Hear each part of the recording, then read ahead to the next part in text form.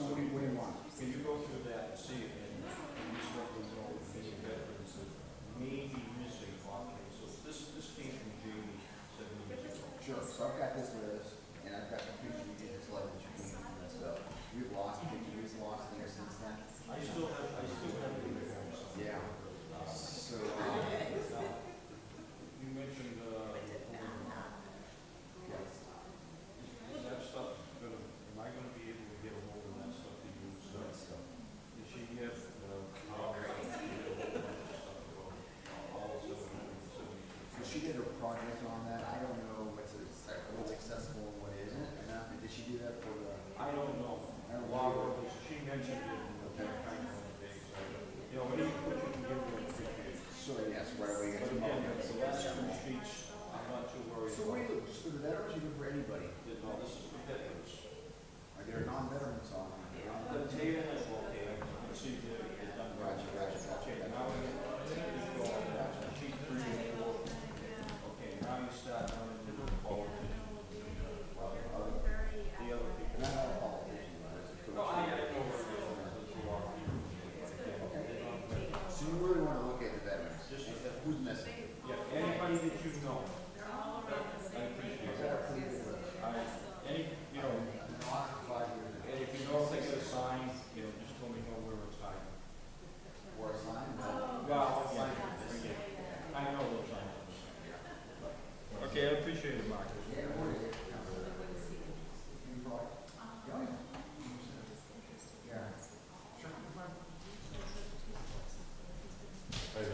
How you doing?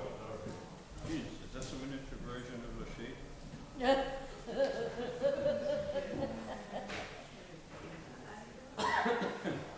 See, there he is, right there.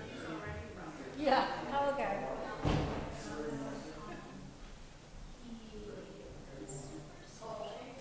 Next time I put that on my time sheet, refer to Mark a little bit. Sure. Minimum. Minimum.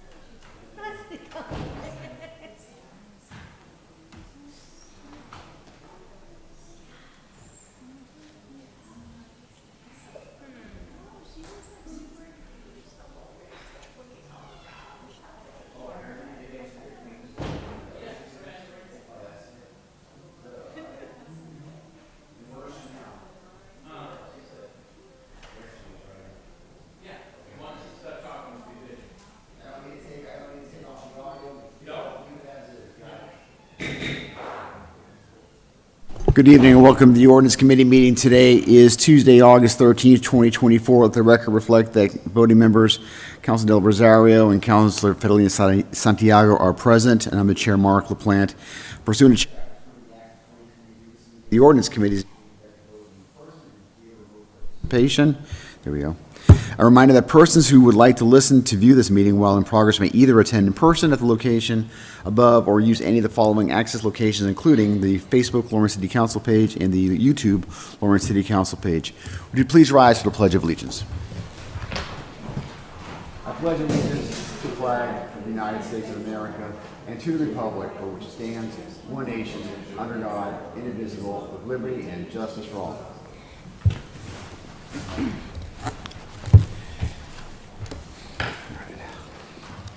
Good evening, counselors. So, we do have some folks that are here. What we typically do, we got city employees who start their days at 8:30 in the morning. I like to get them out of here if we can. So if there's no objections, we do have some city employees, 24724. If there's no, this is on page 2 under July 16th, 2024. I'd like to take them out of order. And then after that, we'll take the council president. Go ahead. Good evening, Ordinance Committee Chair, Councilor Mark LaPlante, and Gregory Del Rosario, and also Fidelina, Councilor Fidelina Santiago. I come before you under the mayor's request and directive because he wants to make changes to the title of the grant writer position that is within the Office of Planning and Development. Due to budgetary constraints, the city is aggressively pursuing funding and address financial gaps across departments. It's in here. Yeah. The redefined title of Director of Project Management and Development will now oversee all aspects of fund development, ensuring proactive pursuit of funding and delivery of projects in a timely manner. During 1 year of having the position of grant writer, because most of the work was outsourced, the department was able, or this position was able to generate close to $6 million, saving the city both having to outsource. That doesn't mean that we are not outsourcing, but most of the projects and grant writing activities has happened within the department. This position now, what is the change is that we're going to work across different city departments so that it could be synchronized, and we can also have a comprehensive oversight of what each one of the departments and needs are, and therefore pursued funds accordingly. Just to give you an example, if HHS, Department of HHS is in need of, let's say what has happened last year, the repairs or any programmatic activities, then this position would be working directly and identifying the needs on a timely matter. Most of the time is before the budget hearing.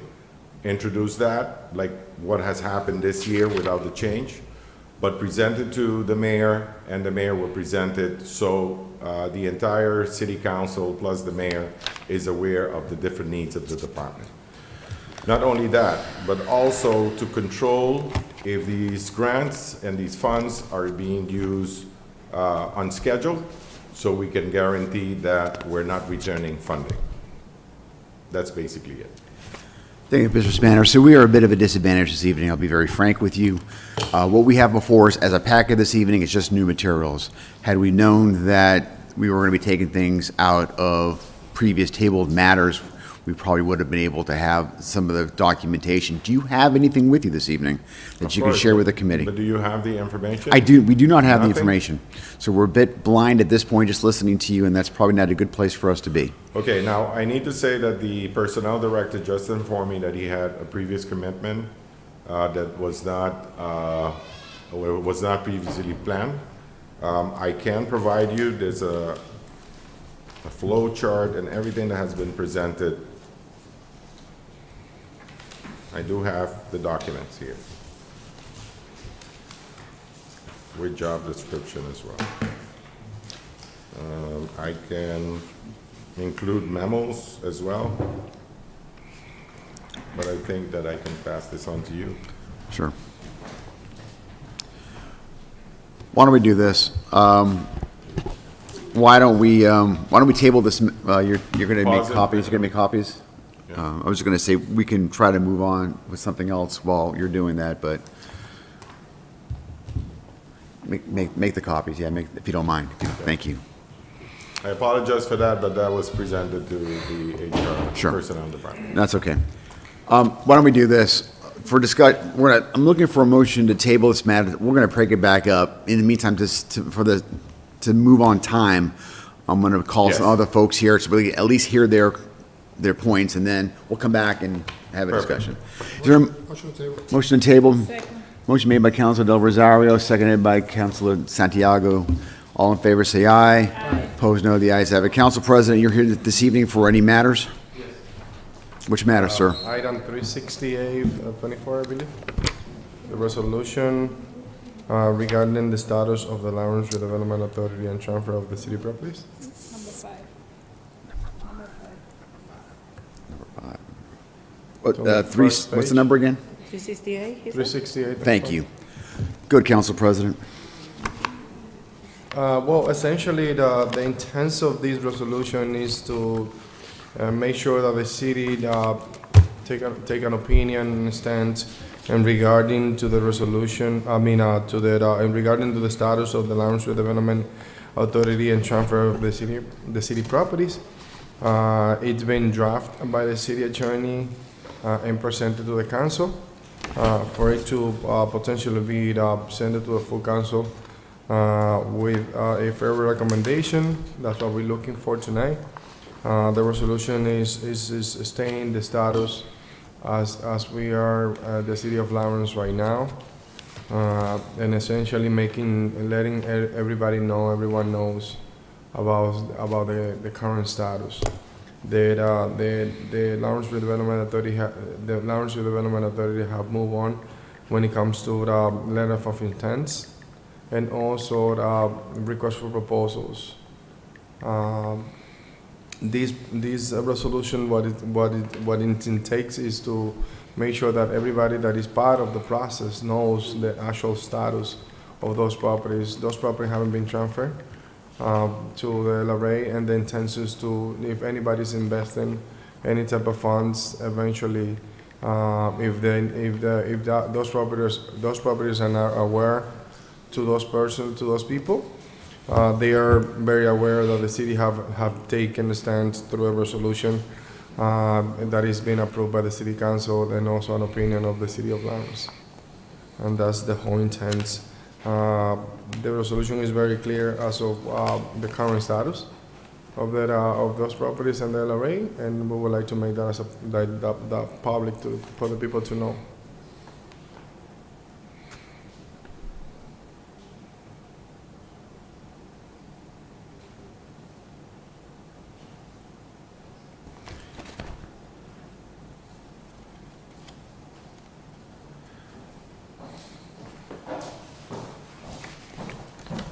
Want to speak? Councilor Santiago.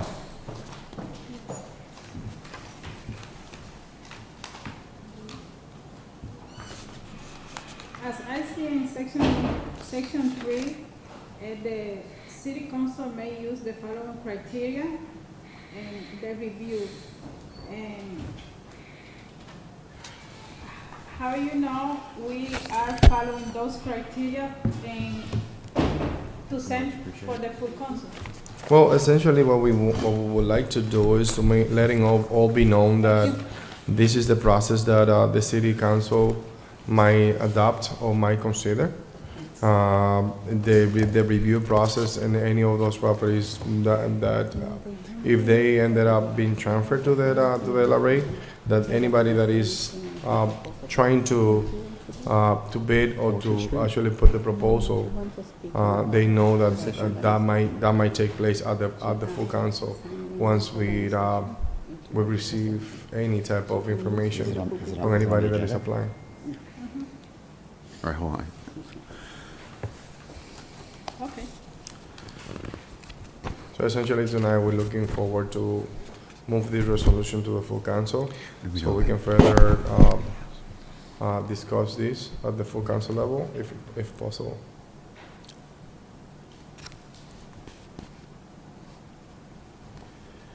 I would like to make a motion to send to full council for favorable recommendation. There's a motion. Is there a second? See no second, the motion fails.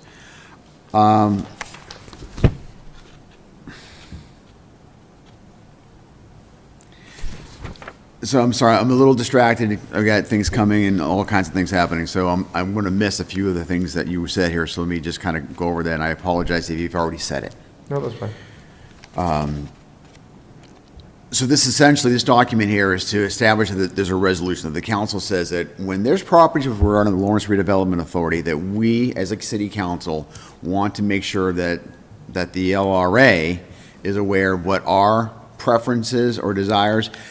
Does it go beyond that? Does it go to not just preferences, but also ratification? Or is it just preferences? That's something that could be discussed at the full council level. At this point, at least I'm presenting the basic information, because essentially what might happen is that anybody that is putting document through and putting information together to actually be part of the proposal, the request for proposal that the LRA currently have, they know that the city haven't transferred any property to the LRA, and because they might be in the impression that the LRA already own those properties, and this is to protect the city as well as to protect any type of any person that is currently in the process of participating on those.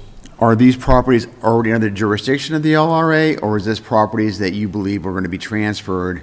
And if it's transferred, is that, and this is the leading question that I don't think we've got a resolution to, is it I believe that transfer requires city council approval? Yes. So does this have to do with that, Council President? That have to deal with the properties that haven't been transferred to the LRA at all.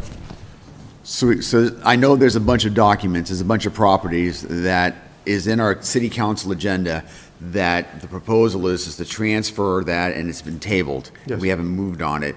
So that's the relationship. This resolution is going to send the signal about what the council wants to do regarding all those properties that are currently tabled. Exactly. That's it, okay.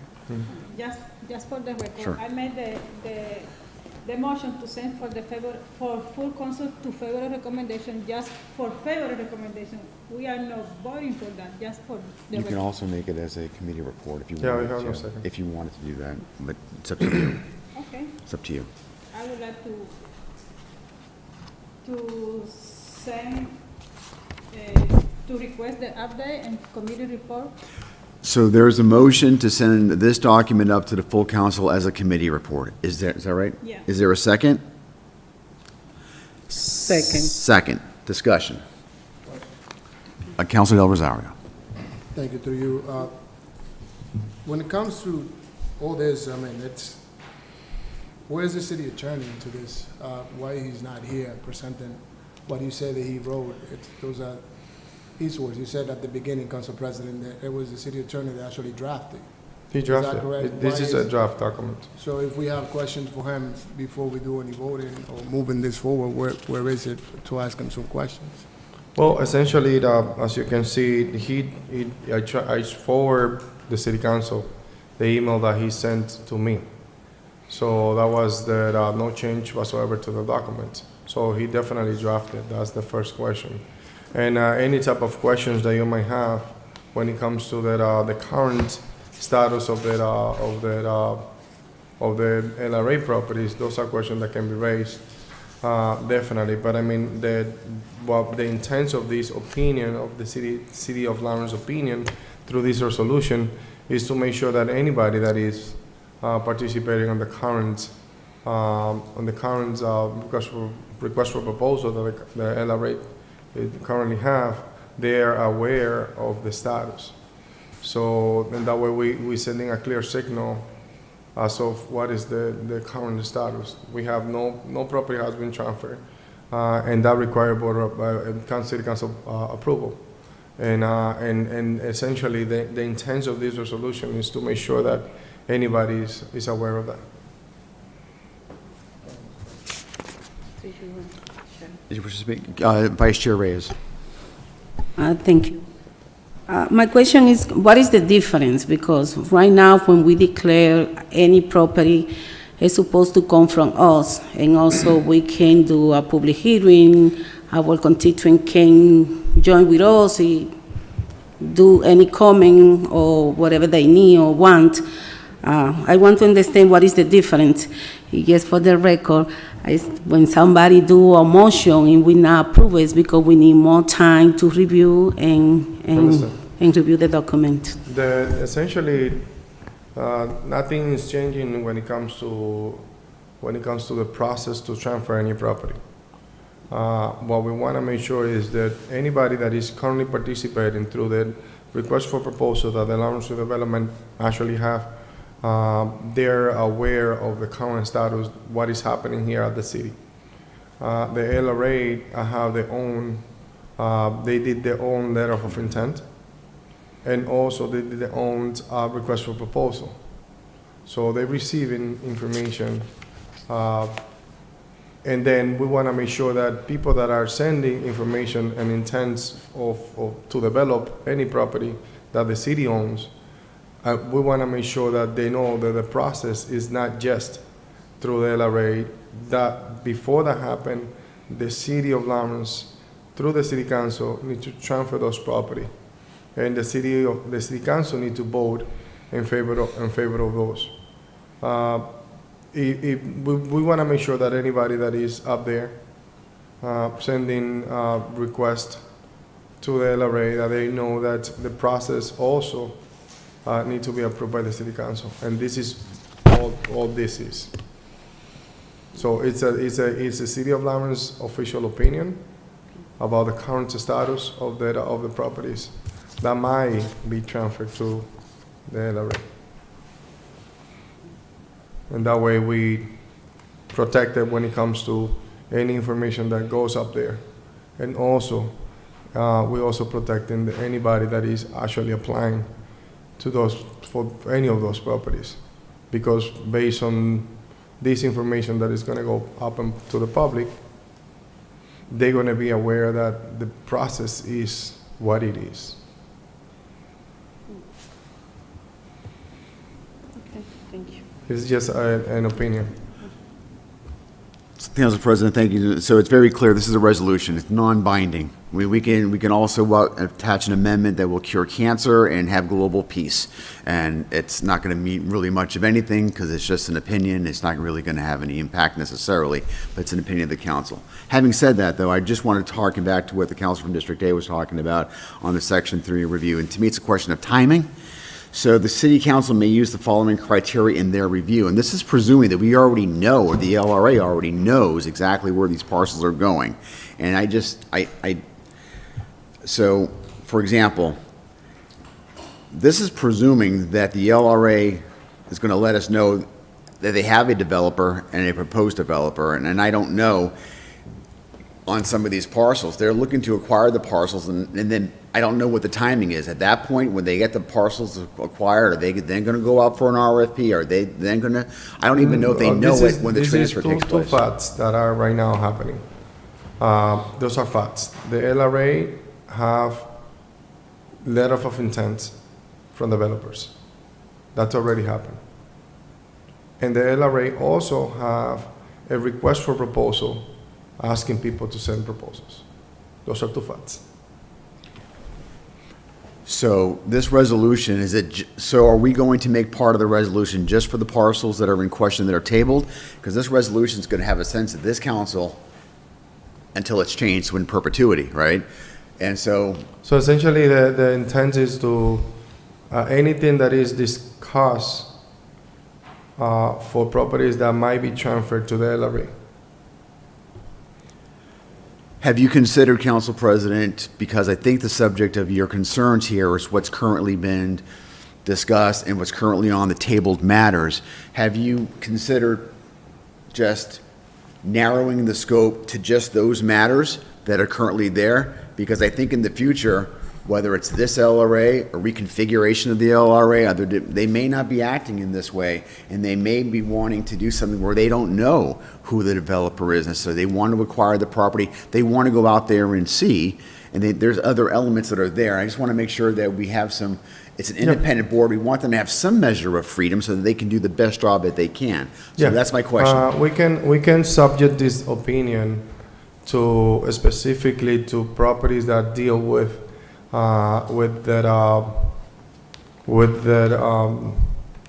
Lawrence Redevelopment Authority actual plan that we adopt in 2016. And so just because I'm not totally fresh on this, is the 2016 plan, it consists of, and I keep going back to this, the items that are under tabled matters that are currently, and they already Correct. have those, and so that's it. So wouldn't it, okay, If that plan change, it have to be through a minor or major change. right. If that plan change, this resolution is subject to that specific plan. That could be reflected on the resolution as well. And the whole intent of this is to inform anybody that is being part of that process. So let's play this out. We pass this, goes, and then it's adopted, hypothetically. We have things now currently before the council. What happens then? Essentially, a few things might happen. The first thing that we do, and that is our duty to do, is to inform and make sure that people have the information. Through this resolution, people are gonna get informed. When you say people, what people? Anybody, our constituents, first of all, our constituents is the most important portion. They are our bosses. Second of all, anybody that have present any type of interest to those properties is also informed. They need to do their due diligence, understand, but it's on our best interest to make sure that anybody from the city have this information when it comes to any type of property transferred to the LRA. Because if it is not this specific process, and then we're gonna, this is not for the intents of any property, but the LRA, because the other properties are being done here at the city council. So just for an example, and we can drill down. I don't want to take too much more time on this, but we can drill down a little bit. I mean, Mr. Spanner's here with more historical information, but let's just take one parcel and let's play with this so we can talk about, rather than these ambiguities, let's talk about one parcel. I know that there's several parcels that are on there. We've got Merrimack Paper. Is Merrimack Paper on that list, for example? Okay, let's do Merrimack Paper because a lot of us know it's been demolished. It's right there on the South Canal. That is that's on the list, right? That's a table, okay. Let's deal with that. Let's say we pass this resolution, and now we know, hypothetically, for Merrimack Paper, what does that mean going forward on that parcel? Now, if this is in play. If you want to start first, Council President, I know that Mr. Spanner may have some comments. So the first thing that we need to make sure is there is letter of intent for that parcel currently. The second thing is, that's check. Yep. The second thing is that the LRA have a request for proposal that include that parcel. Okay, I think that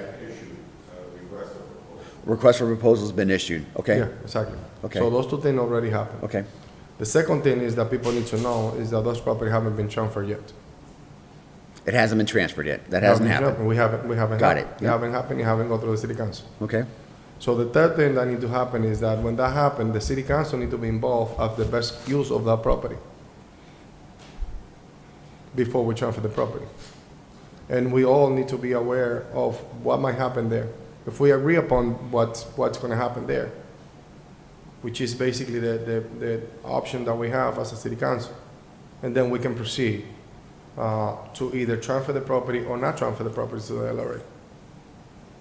If we transfer the property to the LRA we're going to have specific conditions on those that best represent the city of Lawrence, people from Lawrence. And then through this resolution, what we're doing is making sure that we have a clear path of what might happen if you're part of the process of transferring those properties. okay, If you're part of the process of the request for proposal, and if you're part of the process of you might be the candidate that's going to develop that property, we are on the same page. okay. Right now, it's ambiguous. People might know that we have a duty to do.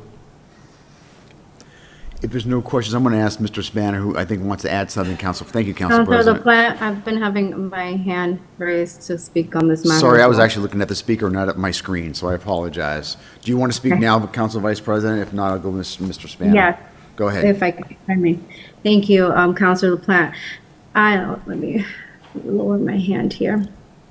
I originally I'm not here for this item at all, but as I'm listening to this, I do want to remind councilors that when we had our meeting about the LRA and the properties, the city attorney did mention to us about a possibility of an issue or a conflict down the line with the deeds of these properties. If they're with how the 2016 proposal, or I forget, the proposal is written right now, if there isn't a city council vote.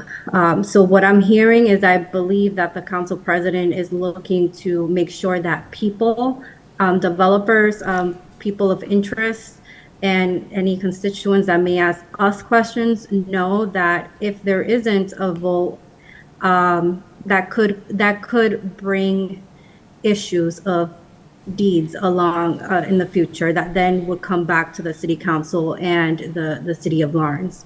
I also want to remind, because and I mean this with the utmost respect to my colleagues, but as I'm listening to the conversations, there are questions being asked that I feel like some people may not remember, or acting like they don't remember, or etc. The conversations that we had during the special meeting and when we were all there for that special meeting. I also want to remind councilors of this committee that we left off waiting for the LRA to give us an update from the state as to whether or not the transfers of these properties are a minor or major change. And I can only at this point speak for myself, but I have not received any update on that. And I haven't heard of any other councilor receiving an update on the response of the state. So that's all I wanted to say. Thank you so much, Councilor LaPlante, for the time. Thank you, Vice President. Mr. Spanner? Well, I just wanted to clarify, I was not going to make any opinions because this is, your legislative body, but it is important to clarify. Number one, we did, to confirm, the council president mentioned that we did issue a request for letters of interest to find out what's out there, if there's an interest for in Lawrence, for developers to redevelop in the city of Lawrence or to develop these properties. The second of all, the process that we followed was to issue an RFP. In the meantime, which the deadline, and it specifically says city-owned property. If you look and go on the city website, you can identify online right now that it specifically says city-owned properties.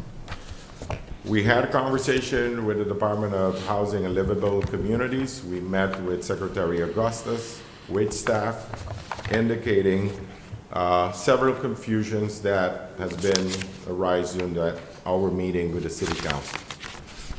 Number one, we are still in the disagreement, the position of the LRA as well as with the city. I need to acknowledge indeed that the Vice Council President mentioned that the city attorney's concern at that time regarding the titles of the deeds and the deeds, the clearing of the deeds. That has been worked on by the same city attorney's office. Ms. Susan DeGatti worked on it. And now from the city attorney's office, now it's presented to the LRA for our attorney to verify. So far, none of these properties have any problems with the title. But we want to double check both the city attorney's office as well as the attorney of the LRA, Mr. Brian Corrigan. We did submit a request for minor amendment. that was submitted, if I'm not mistaken, 2 weeks ago for review, and to also see, to wait for the comments from the state. However, as our city attorney at that time mentioned, the LRA is a quasi-public entity. So whenever you have to dispose of a property, it is exempt under 30B. Someone may say yes, someone will say no. We requested the information we submitted the information to the IG's office that manages or at least have oversight or gives opinions, and they referred both to the LRA as well as to the city attorney the information that, and during our conversation with the state, they said that that's something that is normal. But it's a matter of opinion. I believe who requested the city attorney to be present, that it's your body that would decide whether to do that. But we did submit for a minor amendment to the current urban renewal plan to include some of the public buildings, meaning Northern Essex Community College, the parking lot. The other property is the Buckley Garage. The other property is the parking lot across the street from Tripoli, and also the property where our current post office is. And we are awaiting a response from them. Okay, counselors, we have heard, I think we've got it. I hope all of us have an understanding of what we're voting on this evening. We need to move this meeting along if we can. So unless it's an earth-shattering question or comment, I'm going to ask to move the question, and the question is sending this up to the full council as a committee report. I'll call the question. All in favor say aye. Aye. Opposed, no. The ayes have it, unanimous. It's going up to the full council as a committee report. Thank you so much. All right, I'd like to come out of recess, off the table matters. Looking for a motion to take 347-24 off of table matters. That's what we put on just a few minutes ago. Motion made by the vice chair, seconded by Councilor Santiago. All in favor say aye. Opposed, no. The ayes have it. Mr. Spanner, we're back to your document. As you can see in the document that were presented to you, we have the job description as well as the organizational matrix. There were 2 documents that were submitted to you, and this basically explains the what exactly the mayor is looking at. So you have the Director of Project Management and Development. You see this first page here.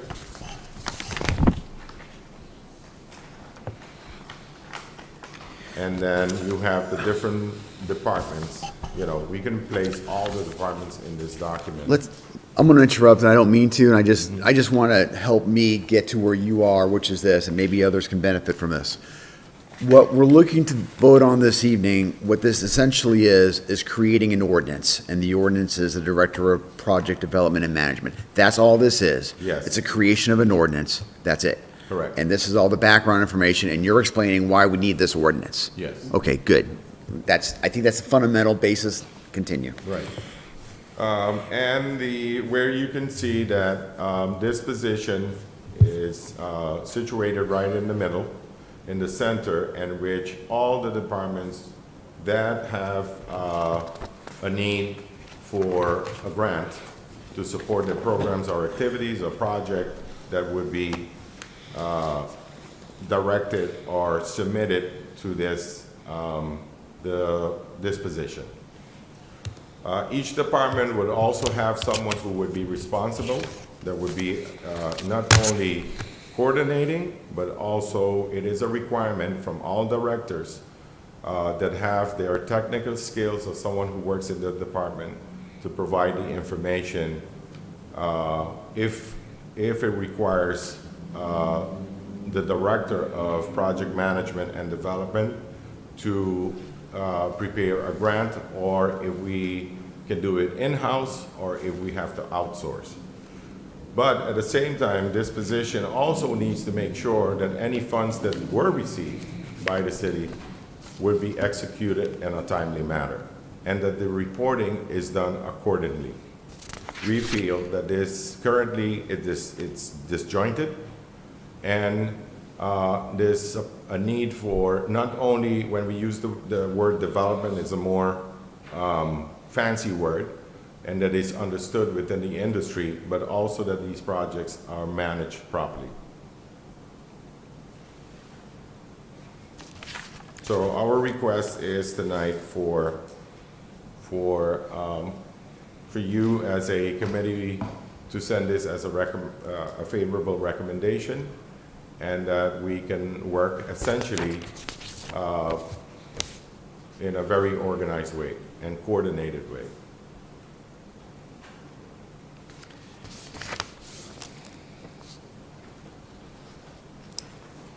Are there any, I'm still absorbing this, are there any other councilors who wish to speak? Councilor Del Rosario. Thank you, through you, Mr. Chair. Seeing this, I've been hearing and reading of that we lost money on grants, that we didn't use the money, that we have to give it back.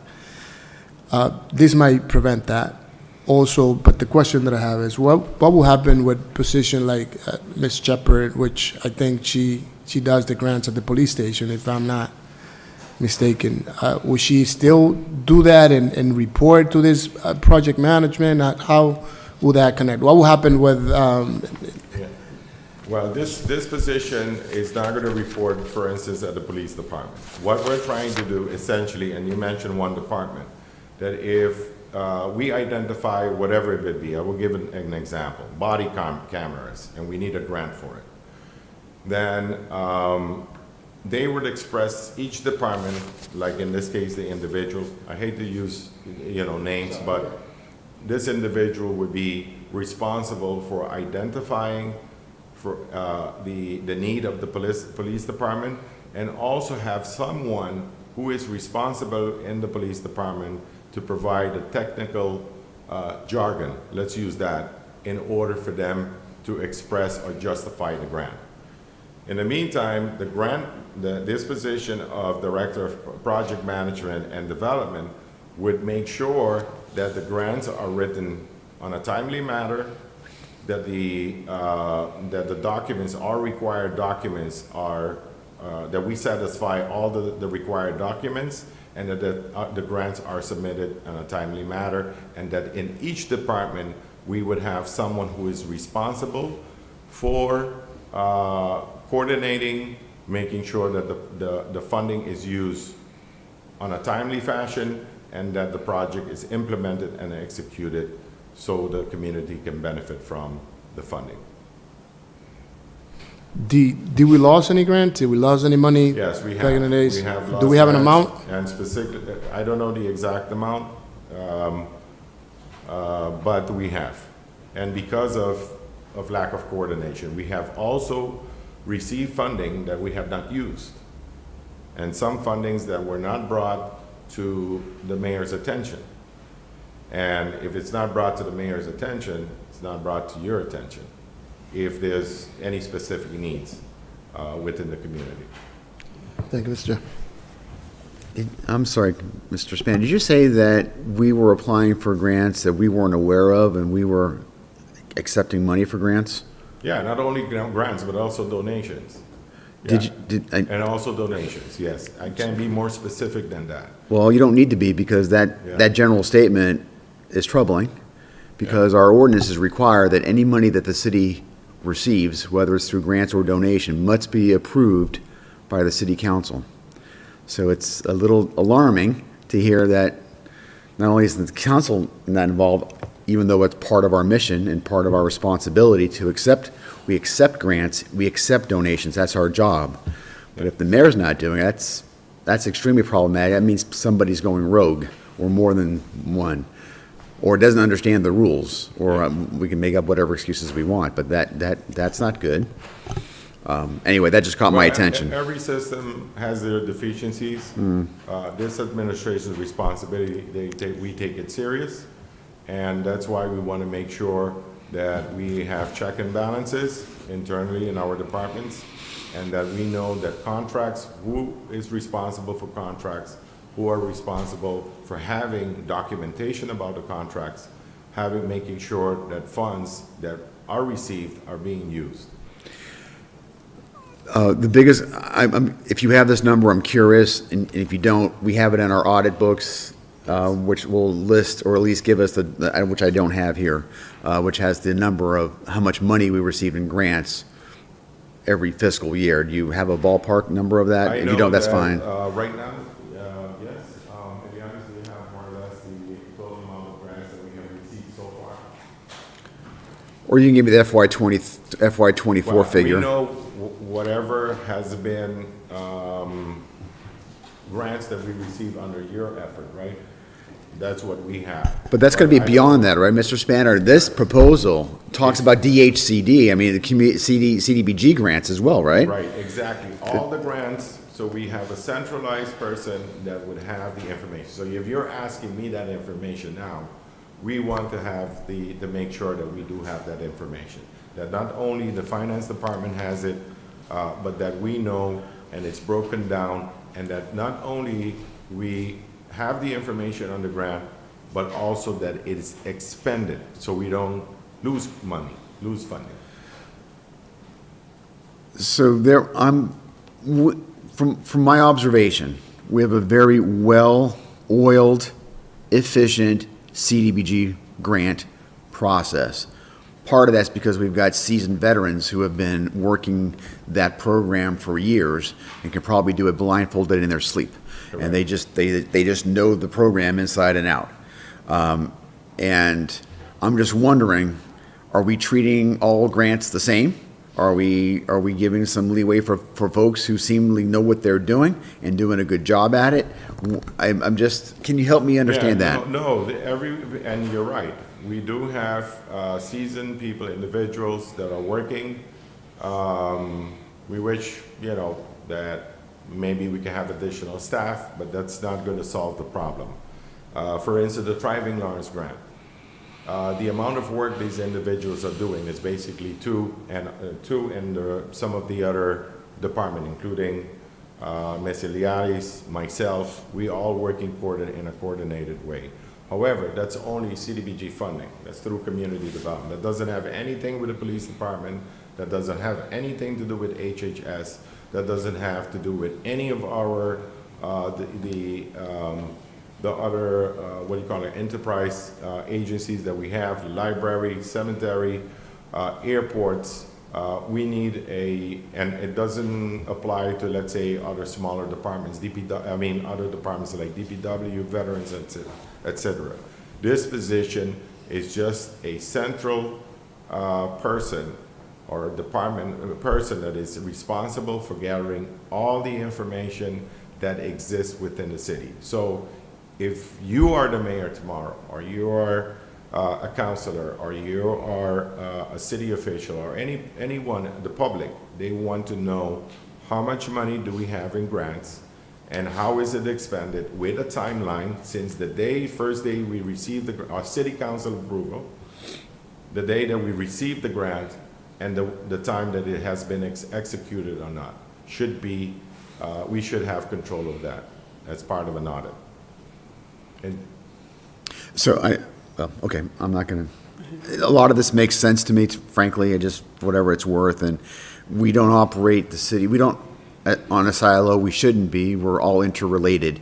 Each agency, each department, the city council member, we're all related and we all have pieces of the pie, so I see what you're trying to do here, it makes sense to me, what's trying to be accomplished here. I'm just going to look at the job stuff. What's there, and this is a very delicate issue because I'm getting hit about the question I'm just about to ask you.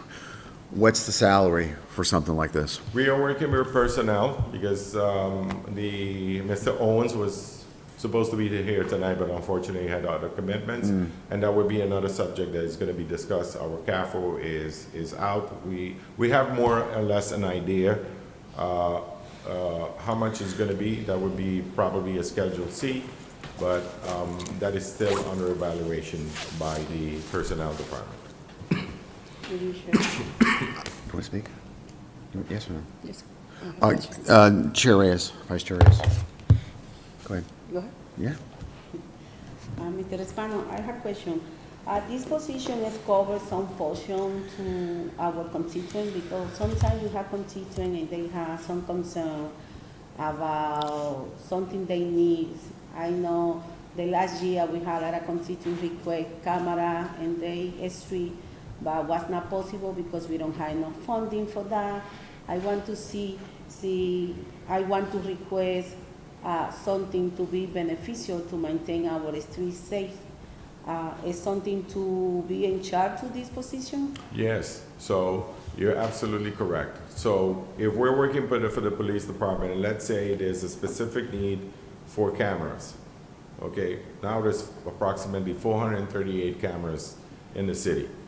Okay, but if we need more, and those old ones need a repair, then automatically if we need more money, there's an avenue that we can use in order to apply for these grants. Because we have a couple alleyway close to our constituent, and sometimes we request a camera to put in the alleyway to eliminate the illegal dumping. Right. And sometimes we want to see what is the function Yeah. to support our constituency. Thank you.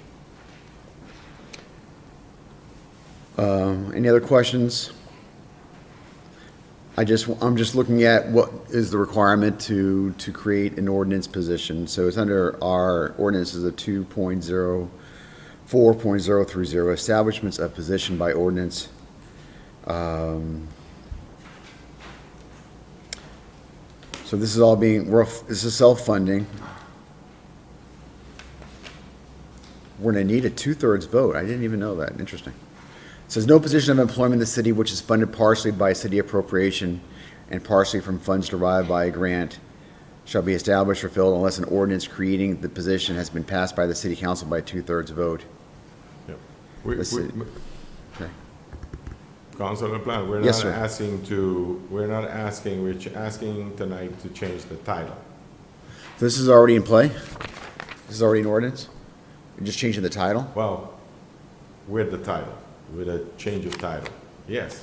We're I mean, creating, we're asking for that title to be introduced as part of the ordinance. so we're creating a position, we're creating a new ordinance, and the ordinance position is this: Director of Project Development and Management, of which there's 2 pages here that describes the job Yes. summary, duties, responsibilities, and the qualifications.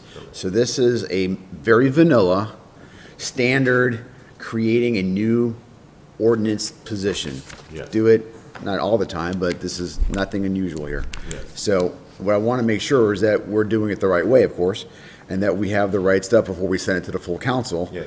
And I'm just reading what the requirements are so that we're satisfying that, so we don't get questioned later about we didn't do it the right way. So, and just for future reference, if we know you're gonna be pulling, if anybody who's watching this as well, but as a department head, if you know you're gonna be putting something on the agenda, it would be helpful to give us a heads up. That way we could have the materials here. This is a tabled matters. We don't always have our tabled matter stuff. This was tabled from July the 16th, so that was last month. It wasn't that long ago, but it was last month. And we just have our documents for the most recent meeting, and that would be helpful. That way we can prepare a little bit better for this. Thank you.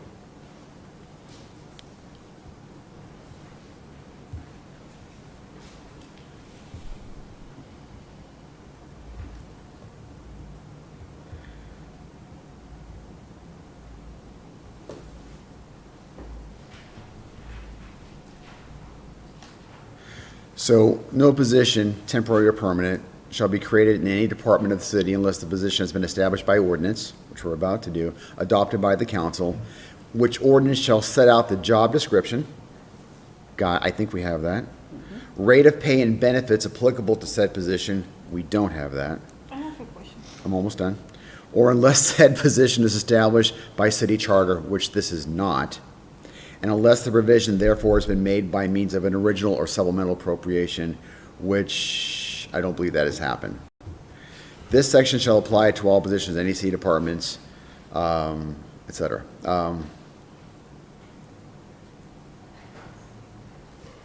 So that, I think that's the one thing that's just as we start looking at what we need as a council, according to our ordinances, that's the one thing that's missing from this. It seems like you've got everything else here, and I realize that your personnel director had that, or is creating that information, but it's not part of our packet here this evening. Well, I was told that it was going to be sent to the personnel committee for the salary for the salary. The first, it would come to you as a ordinance committee. Then once it's sent to, once approved, it was sent to personnel committee. I don't understand. That's my understanding. That's the reason why I asked tonight. That's the prerogative of somebody else. I can't explain why that decision was made. All I know is what I'm reading in the ordinance.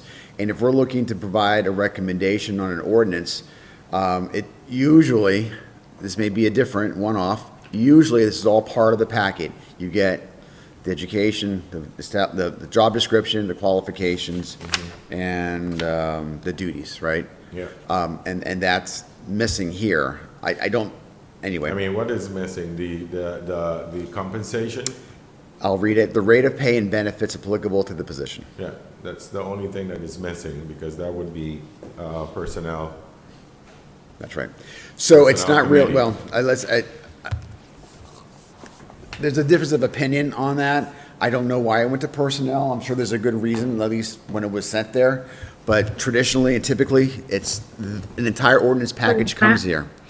And when there's looking to perhaps fund, if you're looking to fund the position, then it goes there. I know Council Santiago who wishes to speak, and I know Council Vice President wishes to speak as well, but Council Santiago. For the record, in the last budget, all the councilors voted in favor to the budget, except two councilors, Wendy Luzon and me. And the budget for the mayor, office, they have more than half than the last budget. And you request, or you are proposed to put in another person. You need to spend more money than you're supposed to lose, because you said you lost money because of the grant, or it's money anyway. And for the people that are working in the mayor's office, they cannot do they cannot do the job that, because the reason I am ask you. I think there's a confusion. This is not a position under the mayor's office. This is a current position. The title is changing from grant writer to the Director of Project Management and Development. It's in the Office of Planning and Development, but not under the mayor's office. It is another position. No, it's not another position. We're trying to take the grant writer position and giving it this title. And we don't know how much money this person will win. We want it to be, this position is going to fall under the Director of Office and Planning and Development. It would be in the same level as the Economic Development Director, Community Development Director, Planning Director, and then you have this position. And to request the grant, and that's the new position. No, it's not a new position. No, we're changing the title of grant writer to as the Director of Planning project management and development. So no position, this is not going to be a new position. It's just the title is going to change. And the responsibilities are going to change a little bit. Okay. Just to clarify, respectfully, but it's not under the mayor's office. There's the grant writer position in the And ordinance. under the charter, if I'm not mistaken, the grant writer position is there.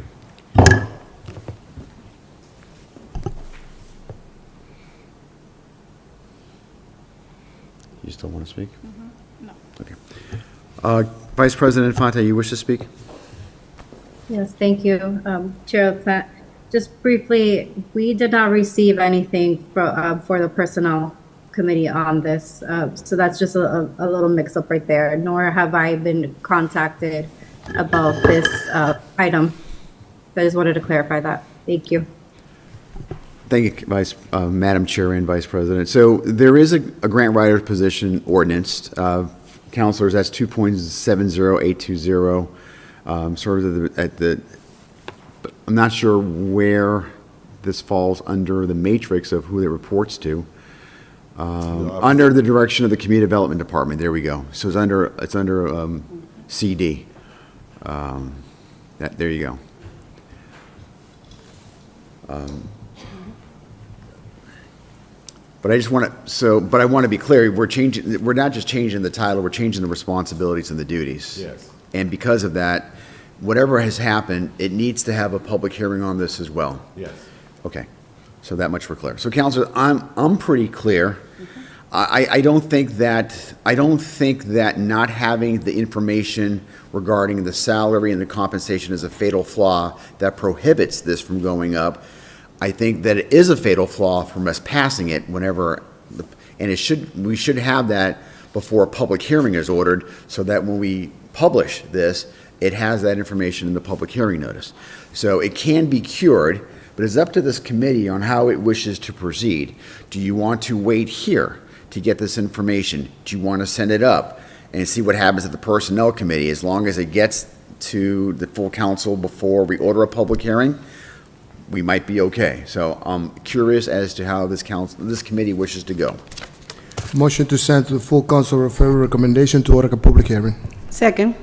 Motion is made to send it up to the full council to order a public hearing. Is properly second. Discussion. To my colleague, does he wish to have a caveat on there, a condition that before we order a public hearing that they satisfy the conditions of the compensation? I'll take that for the amendment. So that amendment then is before it. That's the amendment this committee is. So that's the amendment. So now I'll call any more discussion. I'll call the question. All in favor say aye. Aye. Opposed, no. Roll call vote. Council Vice Chair? Yes. Councilor Del Rosario? Yes. Councilor Santiago? And the chair votes yes. It's sent up to the full council to order a public hearing pending the condition. Thank you. My strong encouragement to Mr. Spanner, my strong encouragement, I'm not sure of the personnel's meeting, but I would encourage you, whoever, if they are meeting, to have that for them. I think it's tomorrow night, so if you can get that. Yes, I would have, and we already That'd be discussed good. that with our personnel director. Super. Thank you very much, Mr. Spanner. Thank you. Good evening. Are there any other city employees? I see Clerk Brunel here, and then we're going to take the vice president.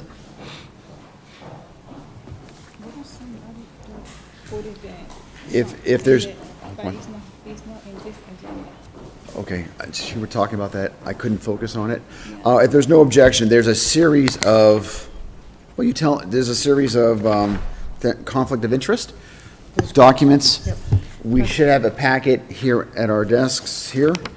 And I believe they start off with 397.24, is that right, Clerk?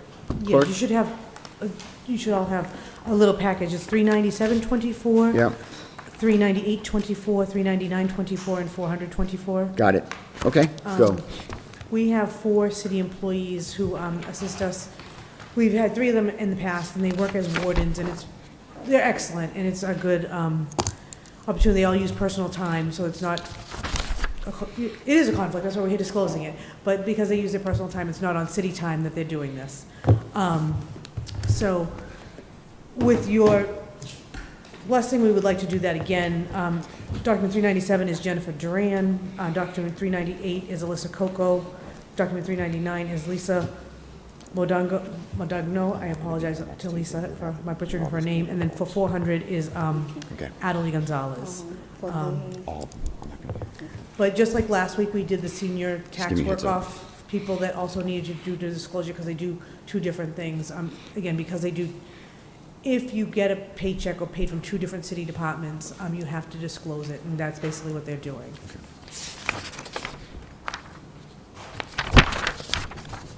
Thank you. So what we could do, counselors, is that we can go through each one of these individually. They're all the same motion, which is to send this disclosure up to the full council. Is it a committee report or a favorable recommendation? I'm hoping for favorable recommendation. I don't know what that means in Chooses this case. your- Okay, yeah. go ahead. Yeah, if you chose a favorable recommendation, we prefer that, but Okay. if you want to send it as a committee report, we'll accept that, whatever. That's fine. Okay. Yeah. So I just have one overarching question, a point on this, since you're in charge of our elections in the city. We are reliant on city employees to help us conduct elections, and it would be better, in a perfect world, to have less reliance on public employees and more reliant on the special employees that are not currently public employees. And I guess my thought was, my comment would be, and my urging and recommendation is, let's see if we can reduce that dependency on city employees, whether it's here or on boards and commissions of which there's conflicts. And that's just a recommendation that I would have for the clerk. I Feel free to absolutely comment. respect that comment, and I don't disagree with you. I will say Lawrence is unique because we have 6 precincts, each has 4, some of them have 5 polling locations, because some have a sub-precinct. So that means we have to have fully staffed 24 different precincts, and you have to have people that are capable of being a warden. You know, you have the poll workers and the clerks, but a warden who can really manage people, be responsible for a tally sheet at the end of the evening. It's hard to get people to do that from the private sector. So we are grateful that some city employees are willing to do this. We appreciate the fact that you are willing to allow them to do it. But I absolutely agree with you. And if people have recommendations, we almost always have vacancies because, you know, each polling location has 3 to 4 people, so 24 times 3 to 4 is like over 120 poll workers that we have to find. So if you ever have recommendations of someone that you think is excellent, we would be very open to those suggestions as well. Okay. Do you wish to speak, Councilor Del Rosario? Yes, sir. Through you, and following up what Councilor Plano, Chair LaPlante said, I was going to ask questions. I mean, how are we've been allowing our city employees to help, and it's great because we need them. But I'm afraid also that the load of work is going to fall on the others that are staying in there in that position. The city clerk's office is going to, the load of work is going to impact them while these persons are out. And that was a question that I want to ask. I mean, who's going to replace the employees that are going into work into It's a to two-day elections? commitment. It's a 2-day commitment. So same as if they took a vacation day. The first day is September 3rd, and the second day is November 5th. So I agree with you. If it was an ongoing thing that was a full election season, that would be a real problem. But it's literally 2 days. It's 1 day in September and 1 day in November. So the same people that cover their work, if they took 1 day off for do whatever personal business they're going to do on their personal day, is who would cover their work that day. And I honestly think it might be true for all 4 of these individuals. A lot of the times, no one is doing that work, and there's just twice the work when they get back afterwards. And that's the reality of municipal life. Like that's. I mean, and I appreciate they trying to help. It's great. But coming into elections, again, it's been happening every year.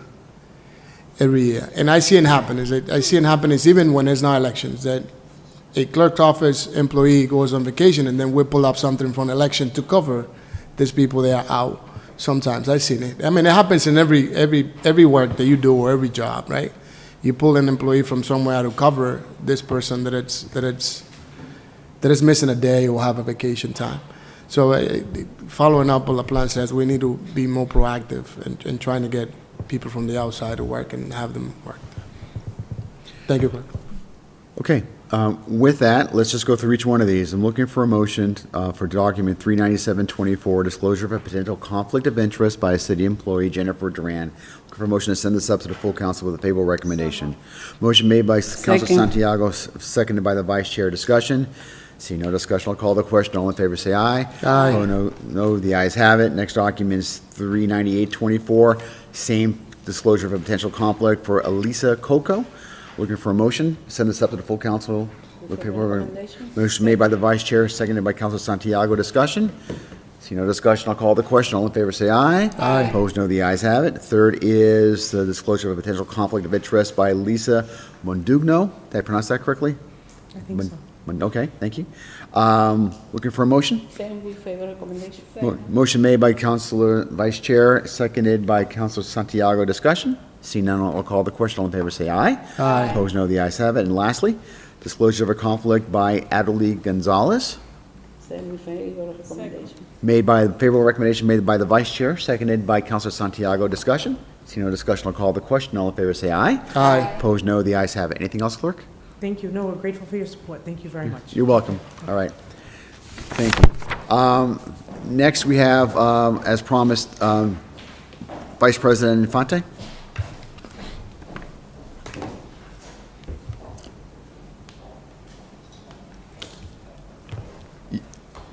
Sorry, I was muted.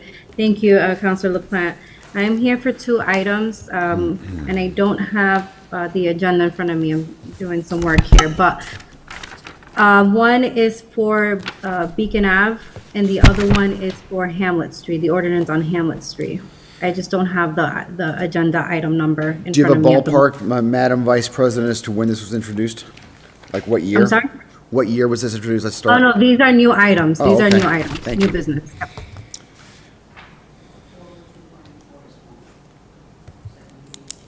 Second page, what's the number again, Maria? What's the first and three numbers? I'm sorry.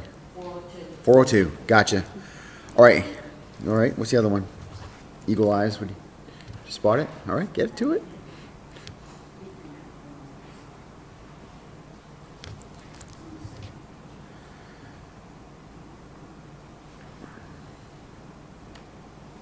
$380.24. That's Lennox Street. Oh, no. We have Councilor Infante. You've got several on here. Tonight, I'm just here for Beacon Ave and Hamlet Street. 84. That's Beacon Ave. That's the one, Councilor Infante? 384? Is that 384? 384? 384 is one-side parking on Beacon Ave. Does that sound right? Yes, Okay, correct. super. So I'm looking to have this sent to Lawrence Police for review. I've been having constituents come to me with concerns about the double parking. I know one part of the Beacon Ave loops like a U. I know one side of it, the one that connects with Beacon Street, the beginning of it's supposed to be one side, but we have been seeing cars parking on both sides, and again, like throughout the entire street. So I'm just looking to get an analysis and a recommendation from Lawrence PD to see if this will help alleviate the traffic and the concerns that constituents have. All right, looking at, on document 384, one-side parking on Beacon Ave, looking for a motion to send this to the police department for their review. Is there a motion? Motion to send to the police department for review. Motion made by Councilor Del Rosario, seconded by the Vice Chair. Discussion? See no discussion, I'll call the question. All in favor, say aye. Aye. Opposed, no. The ayes have it. If there's no objection, let's take document 40224, Hamlet Street, Frost School review and updated ordinances times, this doesn't make any sense, but for one-way street on Hamlet Street. Councilor Infante? Thank you. So I'm asking the committee to table this until further notice. I am planning a meeting with the residents and the school department to get a better insight of the issues and the concerns of that street. After I sent a letter out to every resident of that street last week, and myself and Ordinance Hernandez have realized that depending on where the home of a resident falls on that street, the issues or the concerns are vary. So we just want to get the neighbors all together to get a better understanding and see how we can better help the situation moving forward. And once we figure that out, I will come back in front of this committee for this item. Motion to table? Motion made by the vice chair, seconded by Councilor Santiago. All in favor, say aye. Aye. Opposed, no. The ayes have it. Councilor, do you also have other items here? Do you wish to just go through normally, or do you, it's up to you? We can just deal. I'm not prepared. Okay. I have to. That's fine. We'll deal with it. I think. I'll come back for the next meeting. No, that's fine. I think some of these are just referrals, and you don't need to be here for the referrals, so we can take care of that. If there is something here a little more complex, we will table it. Thank you, Counselor. Appreciate it. Thank you. All right. you. Thank you. So, Counselors, we have several members here this evening who wish to speak on a tabled matter. It is on page 4. It's 1824, one-way on Orchard Street. It's actually put on by the council vice chair, Selena Reyes. If there's no objection, let's take that document off of tabled matters and just have a discussion on that. Before we, let me set the table, and then we've got people here who probably want to speak, and we're going to we will open the floor, so that will happen. A couple things. We have an email from the district counselor. Let me read that into the record. Let me see if I can find that quickly. I believe we all saw that. Am I right? We all. Yes, Okay, good. I got it. You have it? Can I read it? You're awesome. Thanks. This is from Counselor. Nope. I want Counselor Luzon's comments.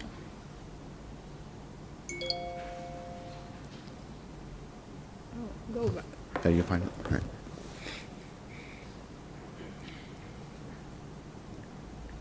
Mr. Councilor Luzon. Yeah, that's her comment. There we go. That's what I'm looking for. Thank you, Counselor. This is an email that we received from our colleague, Counselor Wendy Luzon. Dear Counselor LaPlante, hope this message finds you well. Based on the difficulties faced by the residents of Orchard Street due to the high volume of traffic and parking challenges, they are requesting that the street be converted to a one-way street. I've spoken with representatives from the Department of Public Works, and they are in favor of making this change if approved by the council. Hope I can count on your support on this matter. Thank you for your attention. Thank you very much, Counselor. So there's that. Counselor mentions that she's gotten support from the DPW. We have not received any official correspondence from DPW, just so we're all clear on that. Apparently, in a very quick conversation I had earlier this evening, Officer Cano essentially said it's really going to be up to the engineering department for their review. So he's kind of waiting to see what they say, but we don't have anything.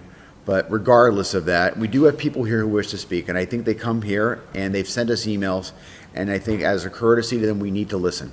So if you're here, if you wish to speak on this matter, you have the opportunity now if you would like to. If you would like to. You don't have to, but you can if you want. Just identify yourself. Sure, what do you got? Yeah, we did. Yep. There was no objection to that, so we're taking it off. Yep. Just give your name and address, please. Okay. Sandra Muzan, 14 Orchard Street. So yes, we are requesting one-way parking, one-way travel on Orchard Street. The street is actually a block. As you know, it is formerly known as the Mechanics Historic Block, and it is literally just one block. We have a lot of traffic, two-way traffic. We have a lot of unwanted parking on the street. There is resident parking only after 6 p.m., and there are numerous cars, not only from other streets, but out of the state, New Hampshire and other ways. Speeding on the street is an issue, and we don't have parking for residents. One other issue, a lot of the homes, those are single-family homes, townhomes. There is a lot of renting of rooms, and when you have 5 or 6 people that are different people in one single-family house, and they all bring cars with them, it makes parking an issue. I know me and my son who's here, David, we are fearful of even going out at certain times because when we come back, we won't have a place to park. We've lived on Orchard Street for over 30 years. So we've seen people come and go. The street has turned over a lot. It's very densely populated. There are two businesses. There's a garage, there's a store. There are the townhomes. We have a small apartment building. We have a triple-decker on the street. There were 2 empty lots on our block. One is currently under development with Lawrence Community Works, and they have dedicated parking.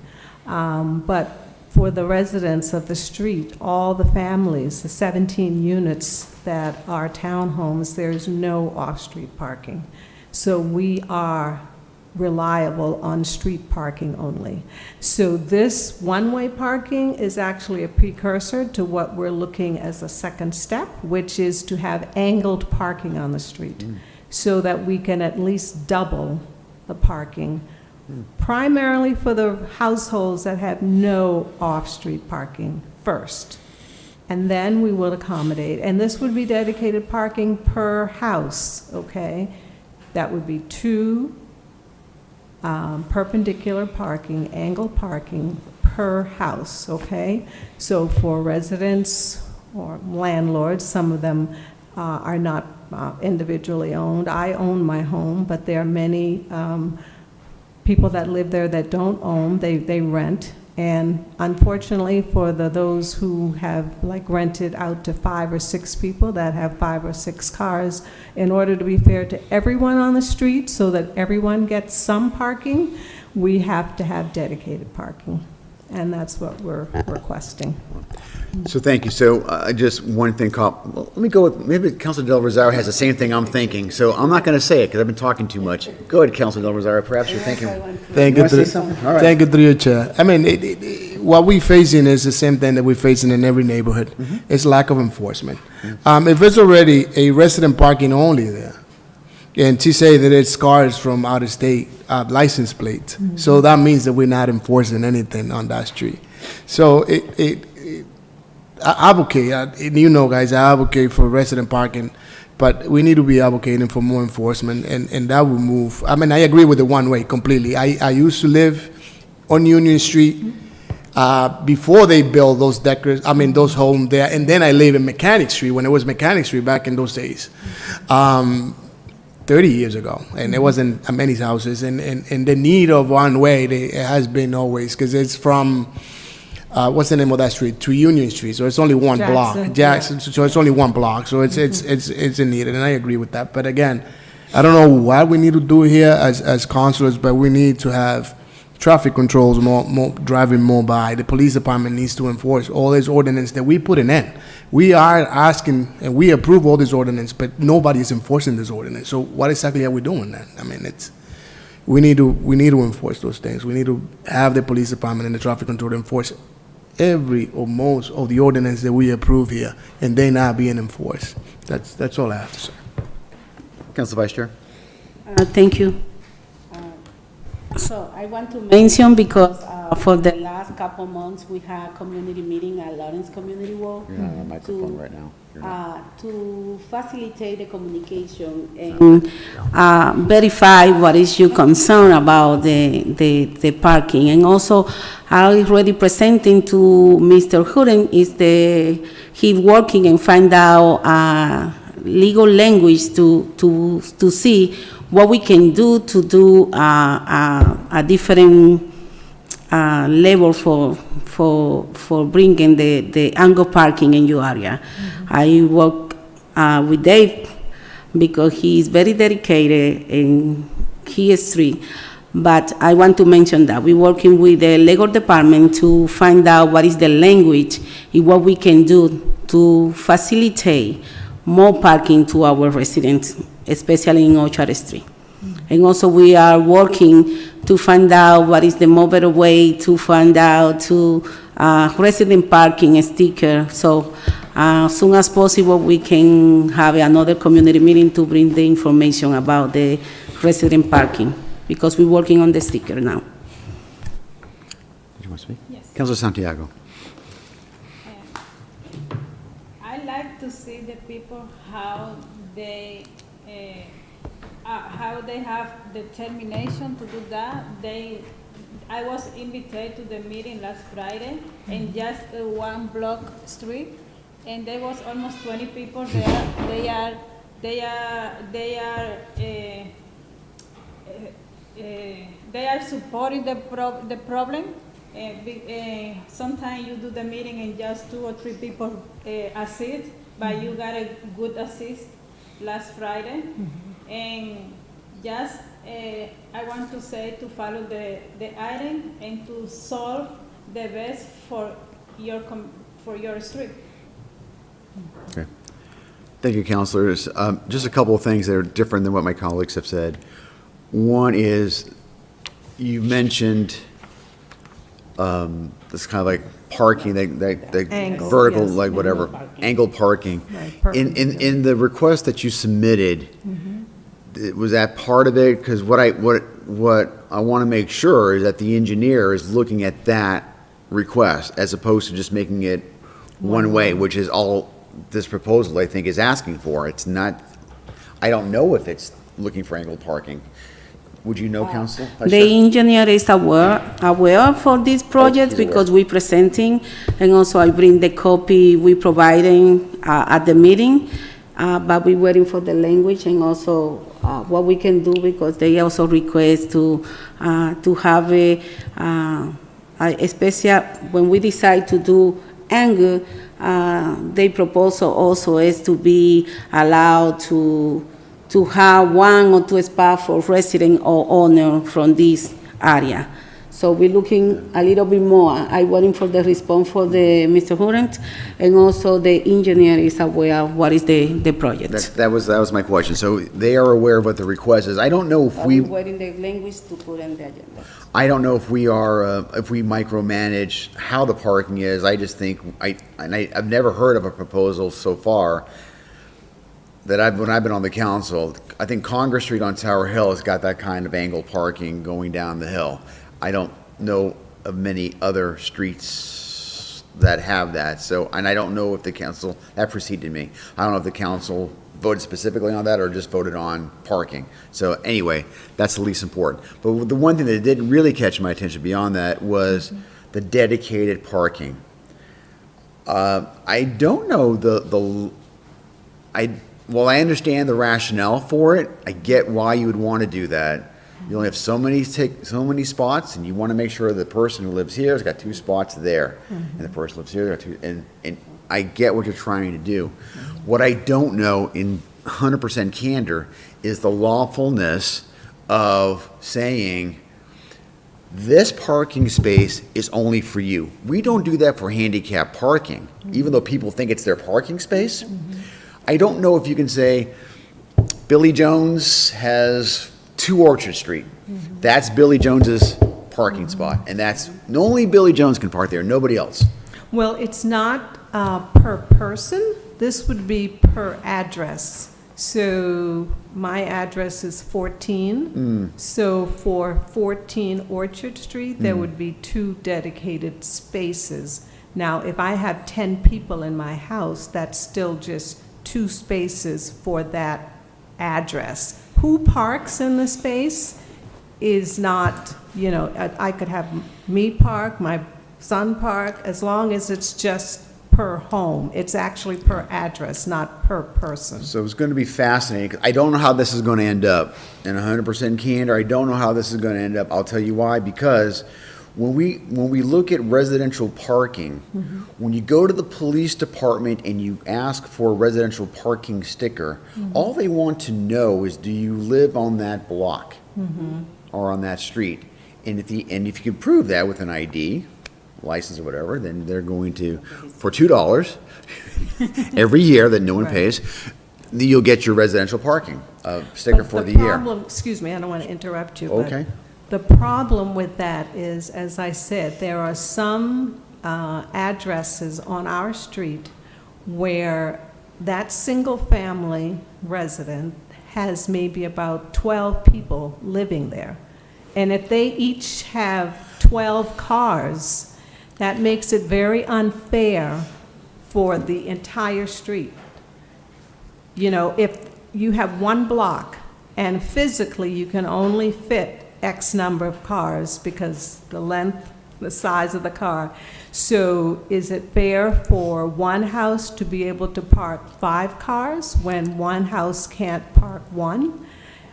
In order to be fair to everyone, okay? Because everyone lives there. I could say because I've lived there 30 years, I should have, just by the fact that I've lived there that long, I should have some, you know, heads up to being able to park on the street for someone who just moved in yesterday.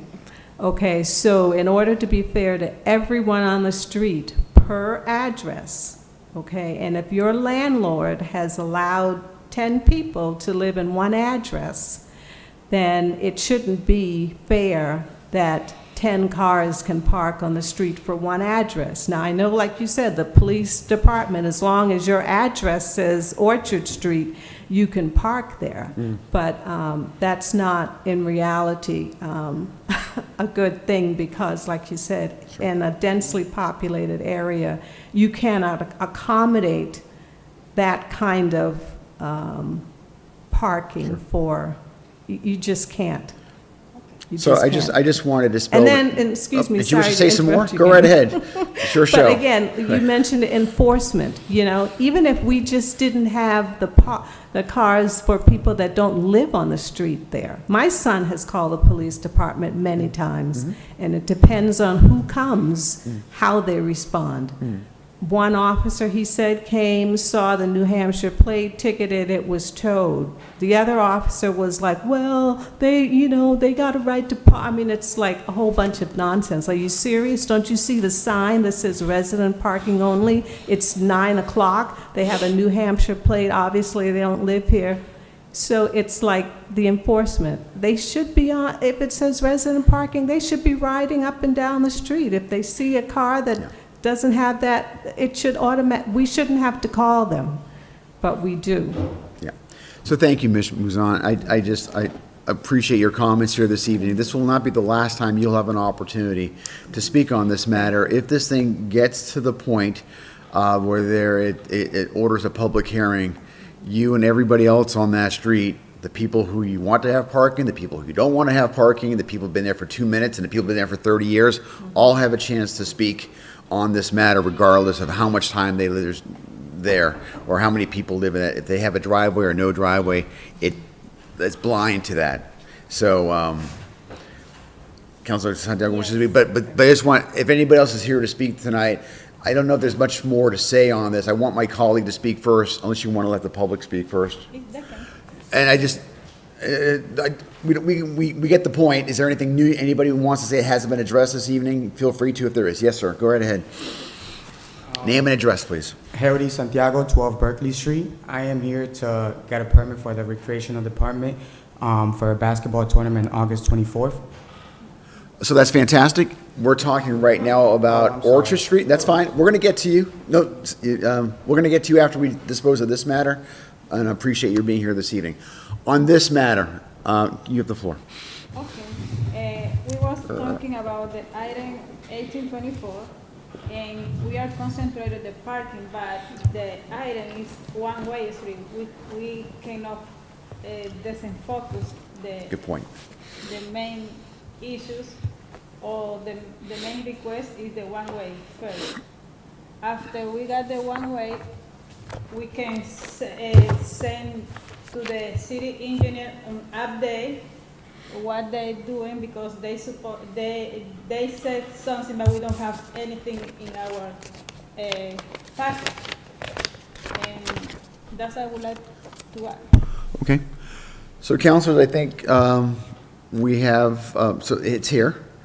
We do not have the engineering study. We typically need that. There needs to be a public hearing. We've got people here this evening. I'm sure want to see movement on it. We have one of our colleagues who represents the area who would like to see movement on it. I'm waiting to hear a motion. I'm not going to put my thumb on the scale, so is there a motion? Any Motion to- table, move it up to the full council? Motion to table because we need to mention when we submitted the item, we had another engineering, and then we need to update the new engineer. So we need to give you some space to they do the jack and also to receive the report. Can, Council, Do you want to withdraw that so the council sent? We can't talk on a tabled matter, but do you want to withdraw that for a second so Councilor Del Rosario can say a few words? Okay, I Go ahead, withdraw my Councilor. motion. Thank you, Councilor. thank you. Vice Chair. Before we do table, I would like to follow up with what Councilor Santiago says, a motion to send for an update with the engineers so they can get back to us to see where they are working on this one way. So even though it's a new engineer, I guess, right? Do we have a new engineer? And also we can. No, I mean, we we had the don't. same, but we Okay. submitted when. Long we time had- ago, yeah. I'm assuming. So why don't we get an update for the engineering department? Motion, to get information and update for that first, and correspondent to get an update. And also, we can send the same correspondent to Mr. Hurren because he's supposed to bring him back some language about this item too. What's Mr. Hooten supposed to bring to us? Because we mentioned the different project because they also, when they converse in one weight, we want to look at what is the language do they had in angle spot for their parking. And also we presenting the same proposal to the engineer, and also we presenting at the same time to the Mr. Hurent. And he tried to working on a specific language we supposed to Oh, have. he's working on it? Yeah. Oh, okay. So there's a motion to send correspondence to the city engineer and the city attorney to get us an update on their engineering/legal report. Is there a motion made by Councilor Del Rosario, seconded by Councilor Vice Chair? Did you mention, who made the motion? You did. Discussion? Seeing none, this is on the motion to send correspondence. All in favor, say aye. Aye. Opposed, no, the ayes have it. Now, do you want to make a motion to table? A motion to table. Motion is made to table by Second. Council Vice Chair, seconded by Council Del Rosario. All in favor, say aye.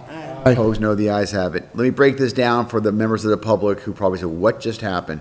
So, very succinctly, this committee says there is work being made on the engineering study and their engineering report.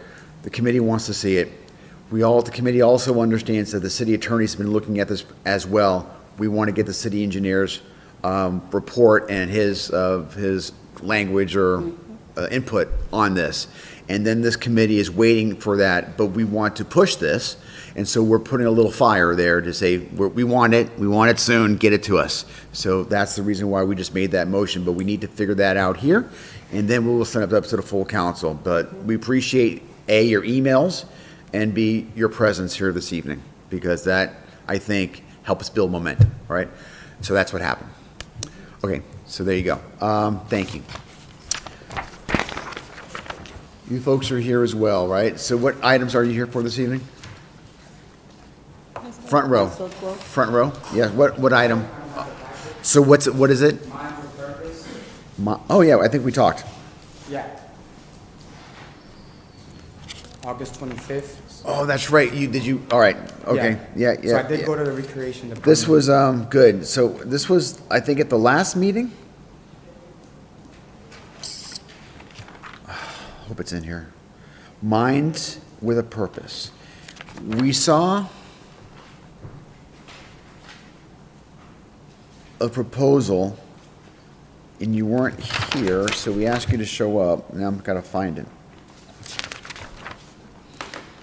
What was the location was where?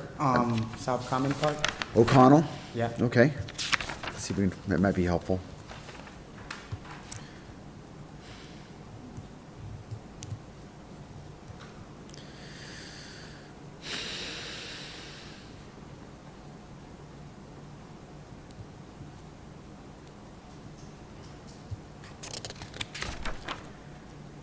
And I know that we talked, and I know that there was a proposal, and I know that the request was that we would table it here, because you wanted to change the location, Change the date. the date.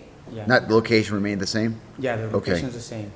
Wanted to change the date, we wanted to make sure that the new date, that it was open, and, Correct. and you were, I advised you to make sure that you got clearance. Do you have anything from the, Recreation So Department? I went there and Yeah. they changed the date online, and then they said I was good, that you guys will receive that change to just come here on Tuesday, August 13th.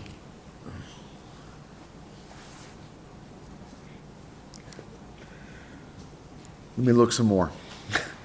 It's important, the reason why we're looking, the reason why it's important, we have a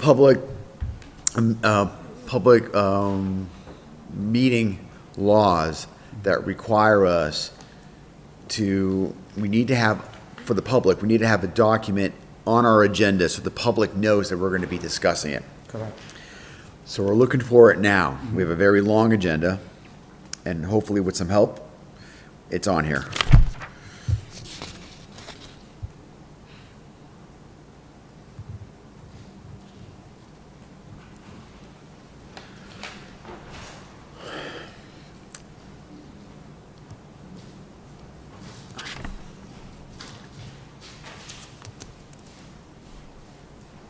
Do you know when you first submitted it to us? The first time? Yeah. Was it July, give me a month, July? July. June, July. All right, I know the first date was scheduled for the last Tuesday. yeah. Counselors, I'm not seeing this, and that's not good.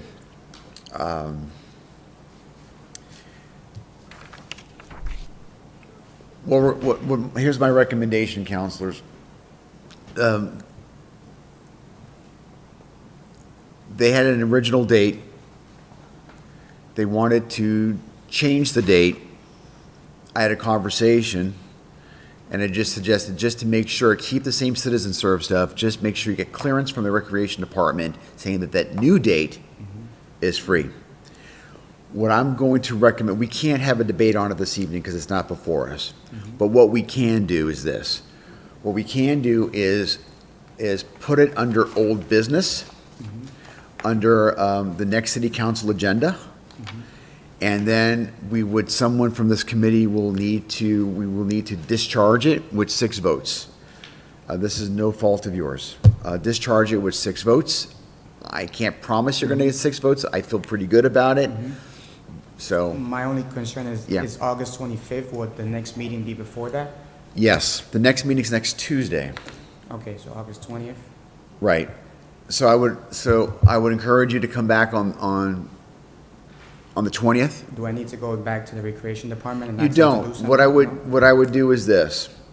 What I would do is this. I would ask to get a paper copy of that, just in case this whole thing falls under the cracks in a ridiculous place. If you've got a paper copy and also their email saying that that date is good, bring that. Because even if we don't get it in our packets in time, you've got it. Okay. And then you say, I've got a copy. And then we can do a fire drill here, make copies, and everybody will have it, and then we can move on with it. So that's the best I can do tonight.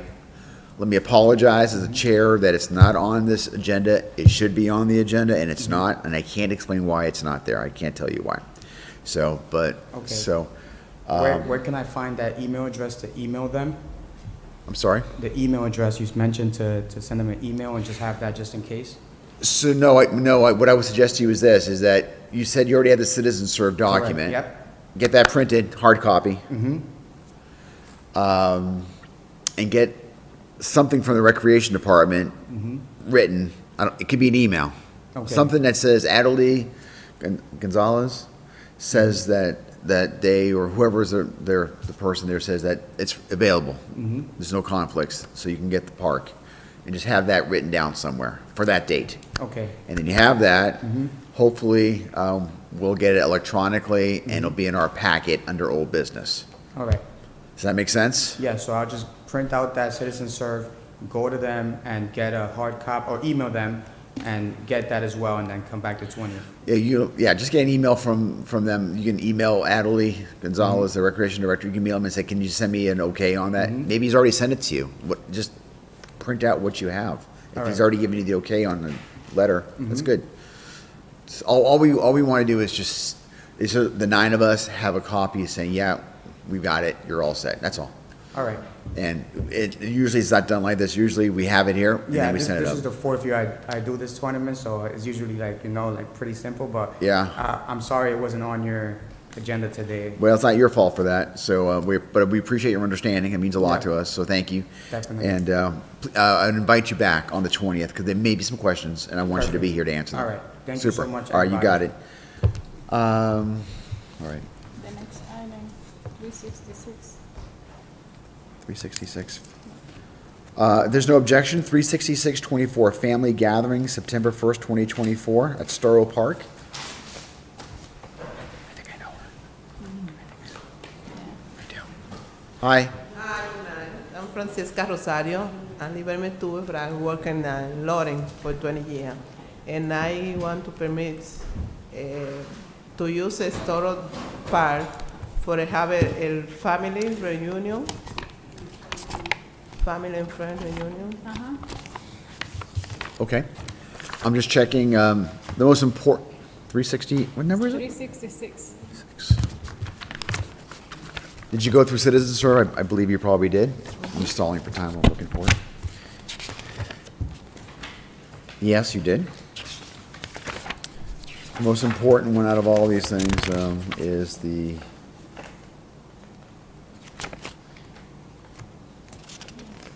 you're current on all your taxes, I hope?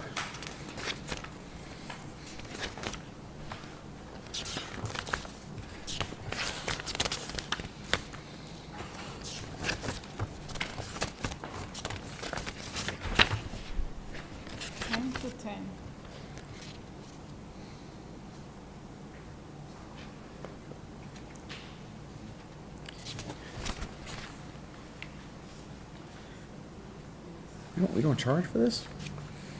That's crazy. That's good. No, it's not. Someone's got to pay the employees to clean it up afterwards.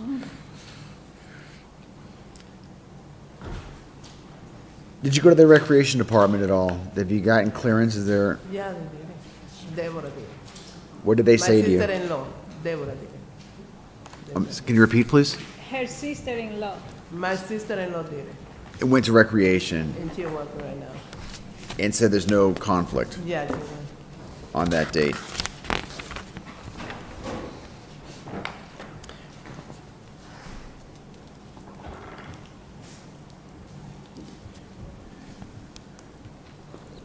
That's a problem right there. They owe money. I'm not going to vote for it. One of the things that we have done, and it's not often that we have private individuals, usually it's nonprofits that come in to do this kind of stuff. But one of the departments has recommended that we deny this. And who's the applicant? Who's the specific Deborah applicant? Rodriguez. You are the specific Deborah applicant? Rodriguez. What I would do, there was a bit of a blemish on this, and you would need to have it clarified, I think, and that is, talk to the water and sewer. They think there's an outstanding bill. If you can clear that up, that would be, I think, helpful. So that's what we see right here. So, yeah, please talk to them and get that cured, fix that problem. So that the council knows that everything has been satisfied. So, am I making sense? Yeah, my Okay. sister-in-law know more than me about this because she make the permits and all the time. And she sent me to explain to do what are we gonna do as a family reunion. Okay. Do you understand what I'm saying? Yes. Okay. Your activity will be on September 1st. September 1st. And that's not enough day if we, I would like to send to the full council, but they have to prove the the. Two things. Yeah. The sewer, Yeah, we wanna the make sure water we and go- sewer in the pay they have to do, because So, yeah, so I think that what the counselor is suggesting, and I happen to agree with her, is that two things have to happen. We just want some sort of, you gotta cure, you gotta fix, you gotta pay whoever it is, finish that water and sewer bill, it's gotta be paid. So pay that. And then that's one, and then we need to see proof of that. We need to see something from the water department saying that Something you're from the clear. water department. That you're clear, that there's no money owed to the city. That's number one. Number two, something from the recreation department saying, yes, that is free and clear. I know you got a verbal okay. If you have Yeah, something in we have writing. that one too. they You- have it, but They have it written? Yeah, They I have it have it written? in the phone. I'm sorry, in a I folder? have it in the phone, the permit. On the that you phone? got it, yes. Okay, we're not there yet with voice messages on the council, but if you can get something written, like from them, just saying that date, and a simple email saying that you're the applicant and there's no conflict for the hours that you're looking for. The hours are what? 10 a.m. to 10 p.m. Wow, okay. The long day. That is a Can very find long out the day. one that I had in the phone? No? That's the It's in time paper? I saw, right You here. have 10 to 10. Is that accurate? Till 10 at night. Do you have speakers? May I Well, what? do you have speakers, music, Oh, yeah. loudspeakers? Yeah, This is your We're gonna district. have it. You're gonna get the phone calls if it's loud, but okay. we know that we can get a low music. You're gonna have food trucks there? Okay. Wow.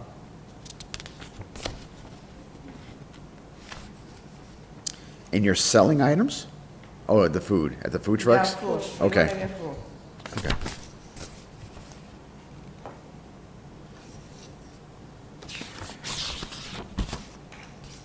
If the council approves this, I may not be here to make this comment, but if the council, if we send this up to the full council, which I suspect that's where we're going,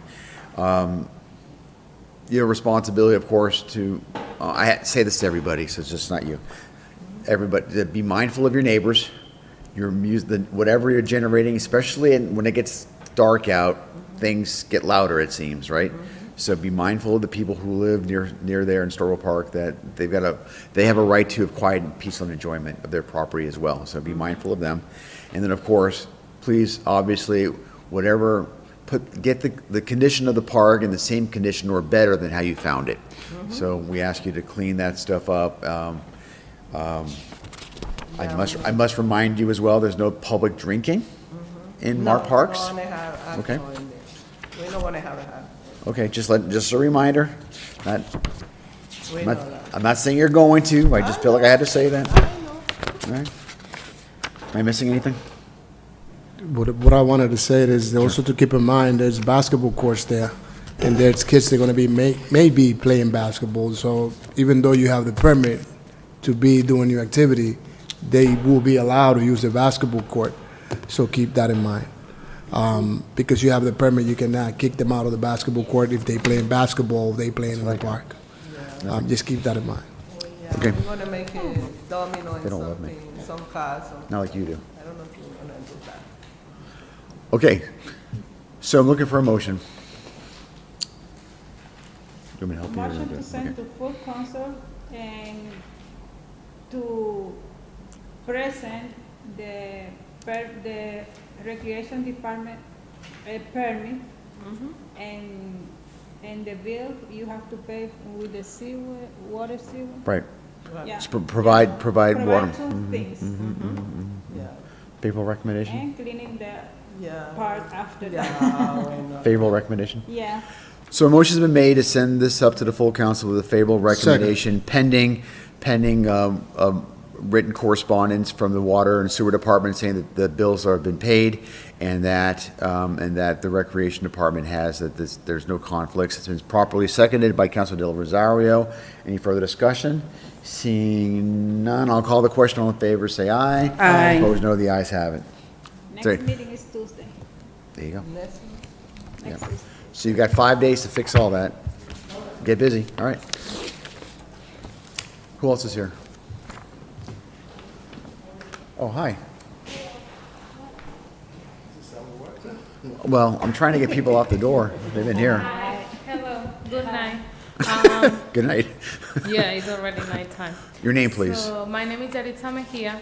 I'm the founder and the organizer, the president, the official president for Hashem Corporation. Hashem Corporation is a non-profit organization that is in charge and it's entitled to try to solve the needs that the Latino deaf community has in the Merrimack Valley. Okay, so the very first step here is to figure out what is the item on our agenda? Do you know the number, or what is it called? Or do anybody else know what it is? She don't have any item in the agenda because she's confused for the full council meeting when she tried to have the 2 minutes speaking about her project. And she presenting today. We can't take any action. That much is clear. We can't vote on anything. There's nothing on the agenda. No, all I want is just to present it for further collaborations as a vendor, or if there is any further collaboration for you guys to know who is the presenter, who is the president of the organization, and what does the organization do. So if there's no objection, here's what we can allow. But if a counselor has an objection, I need to hear that. There will be no questions. Keep it brief. There's no deliberation among the council on what it is. So you're just going to tell us whatever it is you're going to tell us, but we're not going to deliberate and we're not taking any votes. Okay. Are we clear? Of You got course. 2 minutes. Go for it. Perfect. All right. Okay, so Hashem Corporation is an organization that arises for the need of accommodations and access, and also for the challenge of adaptation that the deaf Latino community faces here in Lawrence. Therefore, I would also like to just use my other minute to say it in Spanish, as there is some Hispanic speakers as well in the community. We're all here. For We the all record. spoke. We all heard you. So you're addressing the city council, and so we all got what you had to say. Unless somebody wants to have it done in a different language, but the purpose of this meeting is for you to talk to us. And I think we all got what you want to say. Did you want to expand some more on that? That's basically it. Okay. Thank you very much. No problem, thank you. You're welcome. I brought some information. We'll If take I it. can Yeah, share. we'll take it. Sure. Thank you. Okay, let's go back to the top. 36424, it's softball tournament, August. There's nobody else here, right, Council? I can't see. Okay. Thank you. Here you go. Wow.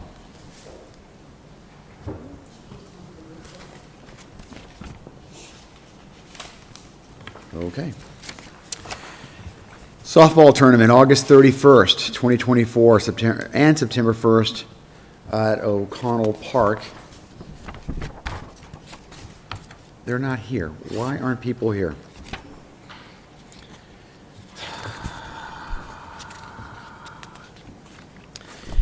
Counselors? That's for 31st. I know. I'm presuming that, I know Teresa's out this week, but I'm presuming phone calls were made by her.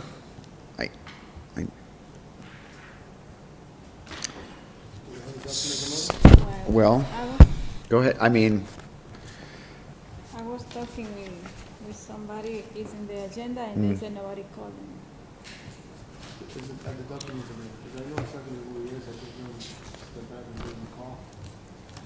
oh, this is important. This is a big one. Yeah, This is, yeah, please call, because this is actually, not because it's my district, but they're doing something much bigger that's very unusual, and it's, yeah.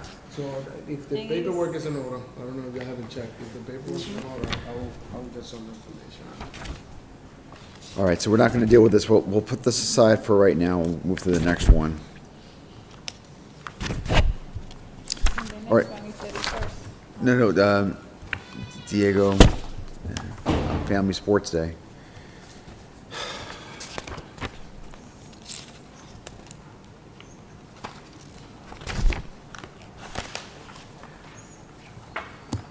So, Counselor, let's just ask this question to all of us.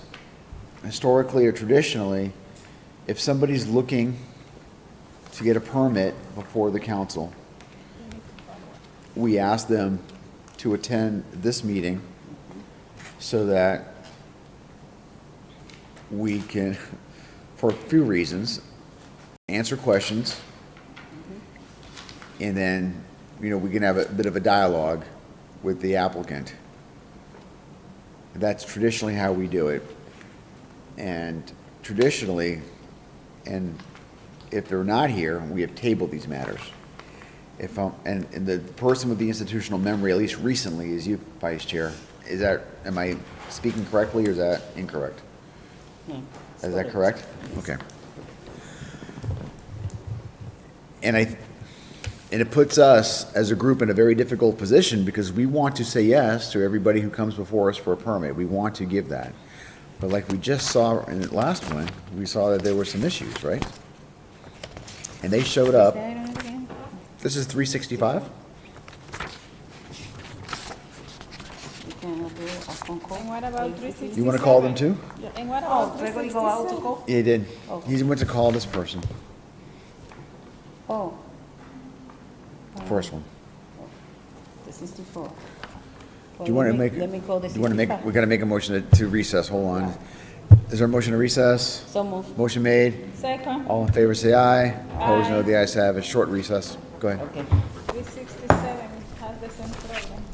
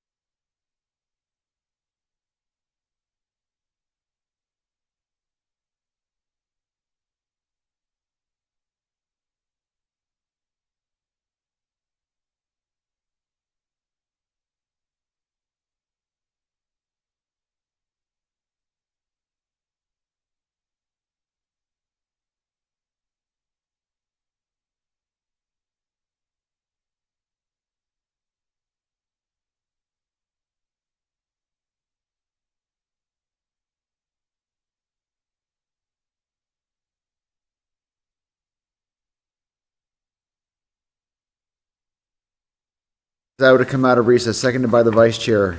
All in favor, say aye. Aye. Opposed, no. The ayes have it. Okay, we're back. So, document number 36424.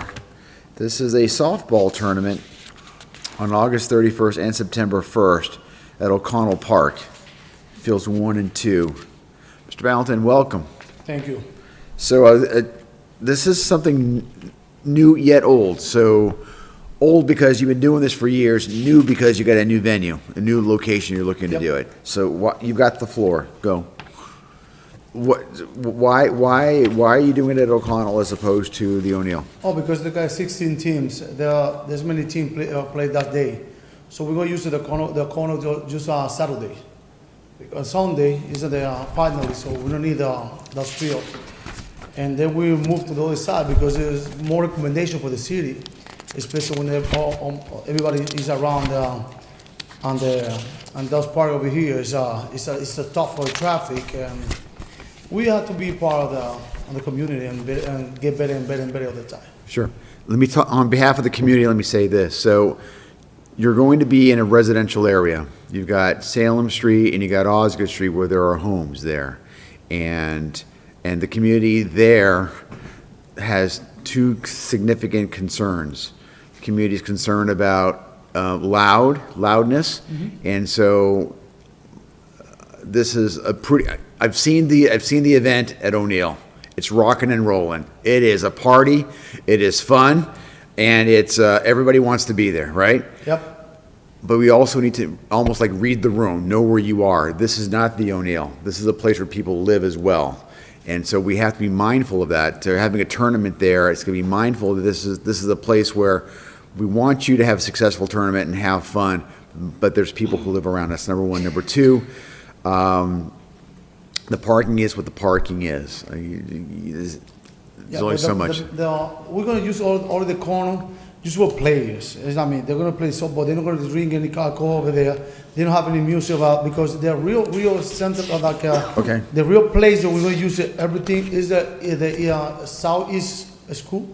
South Lawrence East. Yeah, South Lawrence East. Well, that's the place that we're going to do everything like alcohol, permit. We got everything for that area specific. And the other in the corner, we're just gonna play. That's it. So I'm sorry. So let's focus on one thing at a time. You mentioned South Lawrence East School. That's a different place. That's not the O'Connell. That's a different location. Mm-hmm. Do we have? We're gonna use the both place. Is that part of the permit? Because that's a city-owned property. That we would have jurisdiction over that as well. Is that part of your application? Yep. It is? Okay. Yep. South Lawrence East is? It's not in the title, that's why I'm asking. Yeah. You got, and now I see South Lawrence East 1 and 2 fields. You're looking at O'Connell, the entire park? Where in the O'Connell are you looking? The whole O'Connell? The both fields, yeah, we're gonna play just Saturday. Okay. So you're gonna have both fields at the O'Connell and 2 fields at South Lawrence East? Exactly. Got it. It's on here. Good. Okay. You're gonna have liquor. Yep. Talk to me about that. Where, when? I was on the meeting last week, and they were approving because there was approved, and we got deal to use the little place over there, the little cafeteria right there. Where is this? This is the concession stand you're talking about at the South Lawrence East? Yes. Okay. We're gonna use that area over there to sell alcohol, even inside. Or outside, we're gonna put like a little carp. How do you say this in English? Like carpas, like a little a house outside. A what? A tent? Okay. Tent, yeah. And we're gonna use that area specific because everybody come through. We see who came through. We're not alcohol allowed, so just we only wanna sell it inside. So nobody can go out and in with nothing alcohol on the hands. So everybody gonna be concentrated inside. With the police, we got 4 police over there too. We got a security also from the group and another group of people like they call Capellan? Capellan, yeah, they come through. The chaplains? The chaplains. Yeah, they're gonna be there too. Yeah, they wear a uniform and they pray. It's all good, right? It's all good? All right, just checking. Okay. So, I think you got the approvals, you got the approval from the licensing board as well? Okay, so that's happening, and that, again, you're gonna be you're gonna be on the fields, the upper fields, not the lower fields, We're gonna at South use- Florence East? We're gonna use the end one, the big one, the bottom, and the back, and the top one, the first one on the top, the small one. So when you say the back, going down the car path Yeah, near the down river, there, yeah. you're gonna use that? Okay. It's a better place. It's nice. It's big. Not up top, down below. What's gonna be down there? One and the first one. This is a small one, and there are two fields. We're gonna use the big one. There's small one at the top, and there's big one on the bottom. The big one on the bottom that's used for, is that where your kids play? That's where they have the football, they have their, Yep. okay. I mean, there's a diamond there, but. That's what? There's a diamond there, but hasn't been used. Right, yep. Okay. So, I will, in all candor, I'm concerned about this, just because I understand why the O'Neill was a decent place for this, but we can't bring the O'Neill here, as I think I've already mentioned, that you have to modify that. What I mean by modifying it, have your games, don't modify that. Have the games, do the stuff, but modify the music, the sounds, because you have to be good neighbors with the people who live there. I represent those people. They deserve to have a decent place and a decent afternoon. They just deserve it, right? So I'm asking you to be mindful of that. The wild card here is the alcohol. We all know what happens. It's a good time. Inhibitions get loosened when if it's a hot day especially, things happen.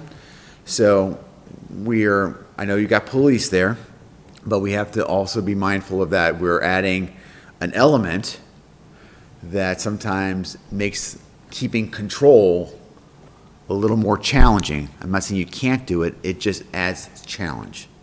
And so I'm going to support this at this meeting here this evening. However, I'm going to be listening to what the folks in that area have to say.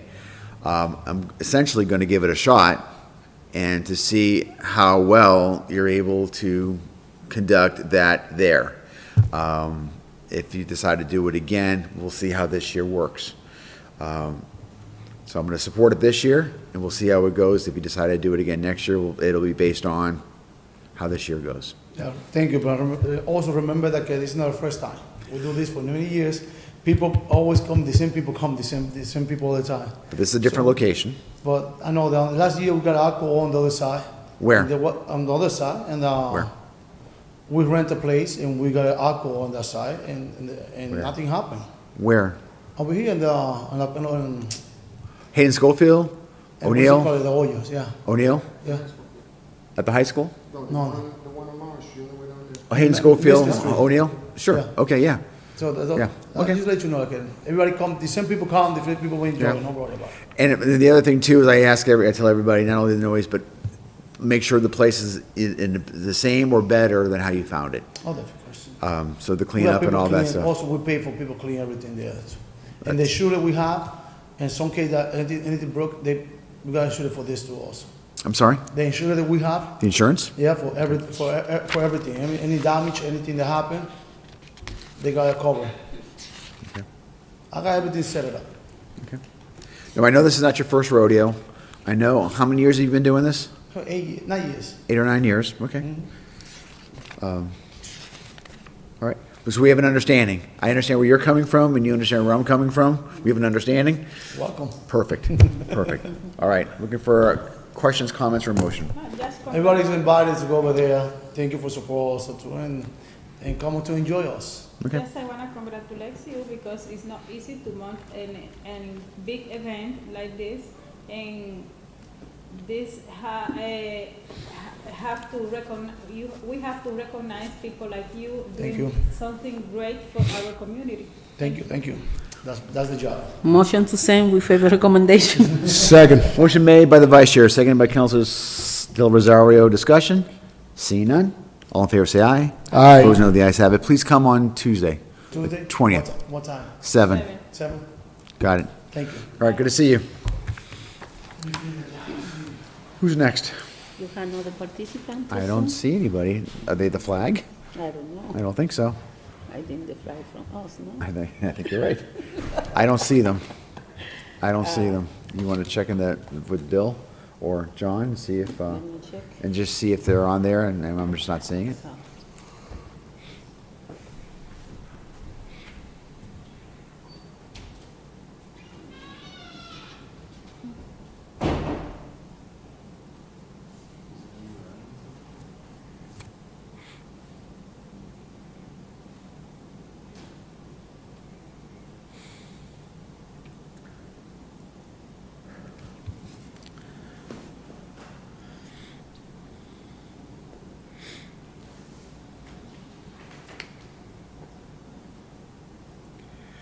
So we are, one of the applicants is supposed to be joining us via Zoom. I'm not seeing them. So Counselor, the Vice Chair is checking to see if it's a communication issue. And I do really mean, Counselor, we do need to figure out as a group what we're doing regarding folks who don't show up to this meeting, what we do. It's easy when the thing is a month away and there's no problems, but the challenge is when they're looking to get something and we got to pass it in time for the next meeting. All of us are put under the gun. We feel a bit of the squeeze, right? So I'm curious as to see how you feel about that. So I believe that we don't talk to the participant until they come here. So while they fill out trying to get a permit, somebody have to tell them this is the step to do.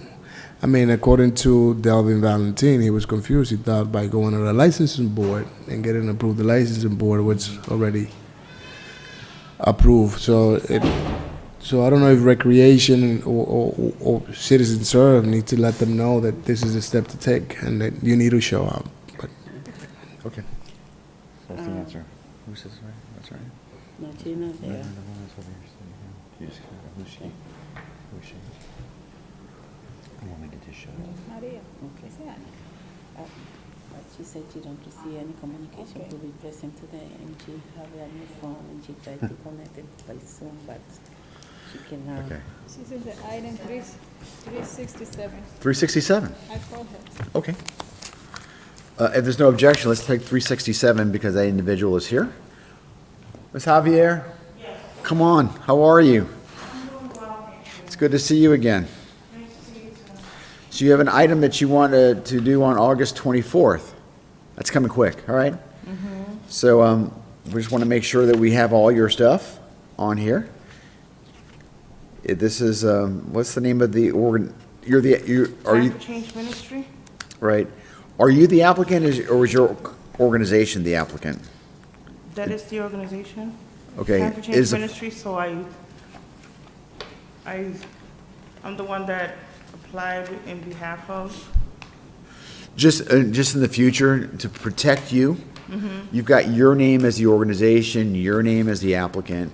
You may want to have the name of the organization, the nonprofit, be that, because when they do a run of stuff, the nonprofit, I'm sure, is probably caught up on taxes and fees. And I did that, and I even Okay. had to put in there my, the proof of the 501c3. Okay. I uploaded it and everything. No, I believe that. I'm just saying that in the document itself, it's a small thing, but it's, I'm just giving you a helpful pointer. It won't stop this from going forward. I'm just helping you out, that when you put the applicant down, is it the organization is the applicant, or is it you? And I know that you're all one and the It's same. the organization, but it asks for the contact person, so. And that's fine.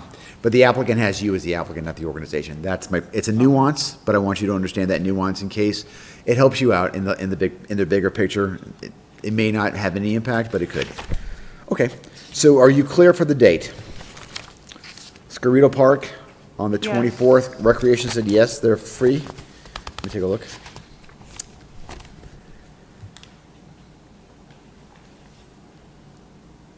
I can never find them. Where is that? It can be a little confusing. Did you want me to explain what the activity is? Sure.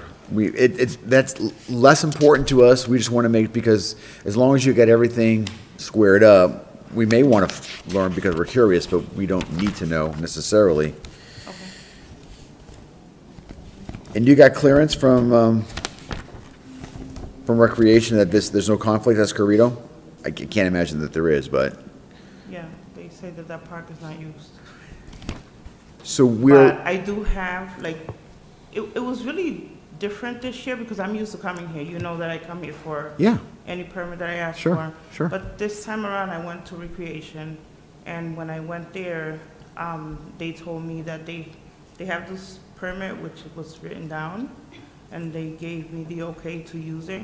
I have it at home. I was on my way back from New Hampshire, and I thought of just dropping by here because I didn't want to just come forward like being irresponsible. Sure. I did not know that this was coming here today. I usually receive a call and they tell me, oh, you're on the agenda for such and such a day and Yeah. stuff, but I didn't really get any calls. Cruise is on vacation. But they did give me permission to use it. As a matter of Okay. fact, I spoke to, also, I only filled this out because I stayed, I'm like, all these years I've done it this way. So let me fill out the citizen serve, which is very confusing. I heard you talking a little bit about it, which is very confusing, but I did it mainly because I needed permission to also use, speakers. And everything is totally different these days. You can't go to the police and get permit for that anymore. So they said you have to go under citizen serve in order to get that. So I did. And I haven't had any response. Like if I go in there, there's like no update or anything like that.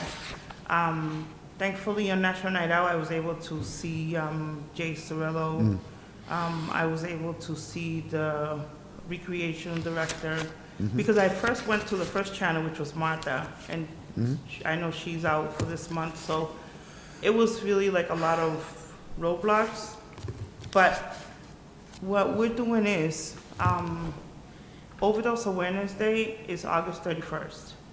So my main concern for getting the permit was really like at the park here to allow us to use the common park just to plant some flags there, which recreation okayed it. So we're gonna start there, and then we're doing a march, which is gonna be on the sidewalk, and we're, gonna be going around the city on the sidewalk, walking with the recovery community and just people in general, faith-based community. We're working as a team. And then we are going to end up in Scarrito Park where we're gonna celebrate because it's, it is also substance abuse prevention month, celebrating recovery, so we'll be celebrating over there. Scarrito Park has been one of our parks that unfortunately has been pretty abandoned, has had negative activities there. We really want to bring something positive forward to that community and to the kids especially. Okay. So this is a twofer, so you need really permission for Campagnon and Scarrito. So, because you're assembling at Campagnon, that's your starting off part, so you need a permit and it's only gonna be in the morning, starting at 8 o'clock, right? So you'll need, and you won't be there for long, right? How long are you gonna be at Campagnon, like an hour? We're asking people to come there at 10. Okay, Coming there at 10 just to kind of put the flags down, and then after we put the flags, we line up and we Okay. start marching. Okay. I understand there's another activity, what is it? Daddy Day or something like that? Yeah. Daddy Daddo Day, right? something. Yeah. They're going to be there, I think at 1 o'clock or 12, something around that end. So, and that's why it's important. So we just need to make sure that, because we rely on the recreation department, who's got jurisdiction over our parks, to make sure that there's no conflicts, that the Day group's they're not gonna be impacted, and then you're not gonna be impacted, but they got here first, so they've got first dibs. And then if there's a spot that's not necessarily next to them, but it gives you some space, then that's okay. But we need to get from recreation that space that you're looking for at the Campagnon is good, and that's not gonna have a conflict. So we are going to need to see two things. We need to see an okay written somehow, I don't care how, email, something written from Adderley saying that the Campagnon Park Common from 8 to what? 10, 11? How long are you gonna be there? At the park, at Right this here. park here, Camping we're it. technically using, it's like the part of the park that's facing here. Sure. We're not using the center at all. Sure. It's gonna be, we're lining people up at 10. It's just like something, that's gonna take us maybe, I'm talking 20 minutes or so. Should be done by 11. Yeah. Is that a fair thing? So Yes. what we need then is something from the recreation department saying that you have this right in front of City Hall, just in front of City Hall, because the dad or day stuff is by the circle. Center. Yeah. And you're just gonna be here. So we need to see that, and they know that. So that, and then Scarrito Park, which I'm sure there's no conflicts there, but it's our practice to see that, so our colleagues can see it. Does that make sense? Of course. Okay, so that's what we're looking for. If you can get that to us prior to the next meeting on Tuesday, and just get something written, that would be helpful. That's it for questions, comments, motions. And of course, the same thing, the noise, be mindful of where you are. You're gonna be marching down the sidewalk. That's not our jurisdiction, it's the police department's jurisdiction, so that's not us. But be mindful of where you're walking with the noise. And then, of course, leave the place either as you saw it or better than what you saw it when you leave either the Campagnon or Scarrito. Go ahead. Motions, comments? Send for February recommendation for February recommendation to full council. With the condition that they provide some written documentation from Yeah. Recreation, with that condition? Okay, motion's been properly made by Councilor Santiago, seconded by the Vice Chair. Discussion? Seeing none, I'll call the question. All in favor, say aye. Aye. Opposed, no. The ayes have it. Thank you for coming down. Thank you. You're all set. I would come back on Tuesday. On Tuesday. Yeah. I will. All right, Thank you. super. Yeah.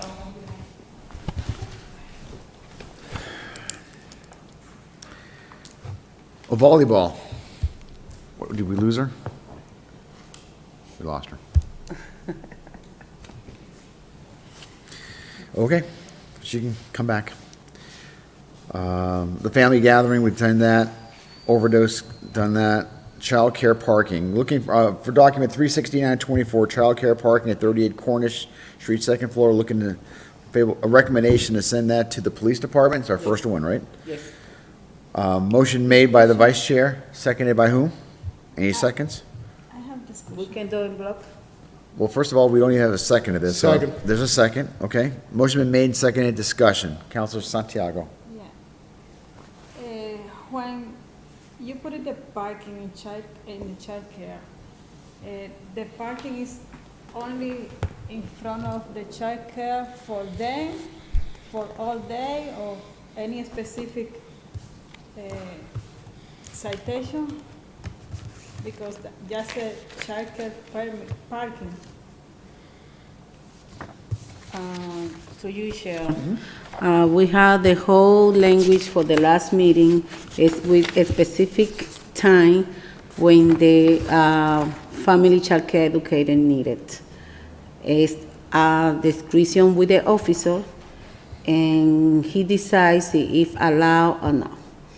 But we have the whole language, we have the specific time, is to pick up and drop up. Pick up and drop up. Yes, early in the morning, after school, or whatever they needed.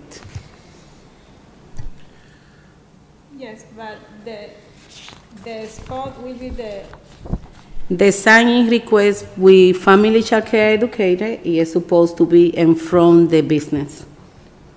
When the provider requests a sign, is supposed to put it in front the house, because the reason they request it because the street is very congesting and they want to have a space when the bus coming to pick up or drop off. But that's the business, they're supposed to pay for that, that's the parking. We don't use that language with the motion and the proposal. Maybe if you want to looking on that, we can do another suggestion. But when we provide a sign for any kind of business in Lawrence, we don't request any kind of payment. We provide the 15-minute sign, we provide the handicap sign, and we don't request any payment back. And the small business or restaurant, they also do profit, and we're not requesting about that. So we follow the same regulation with another sign we require. Councilor Santiago? Yes. I ask because I have some constituents, they request me about parking for bodega, for another business, but they have just 50-minute parking. They don't have all day, all week, but doesn't say. Just for clarification, it's not for all day. Okay. It's 8 in the morning to 9. I don't have the language in front of me right now, but it's not for the whole day, Councilor Santiago. That's why I asked the time. Yeah, the time was provided for the last meeting in the whole packet, in the whole language. I don't have the language with me because now we try to approve the sign, not to discuss the language.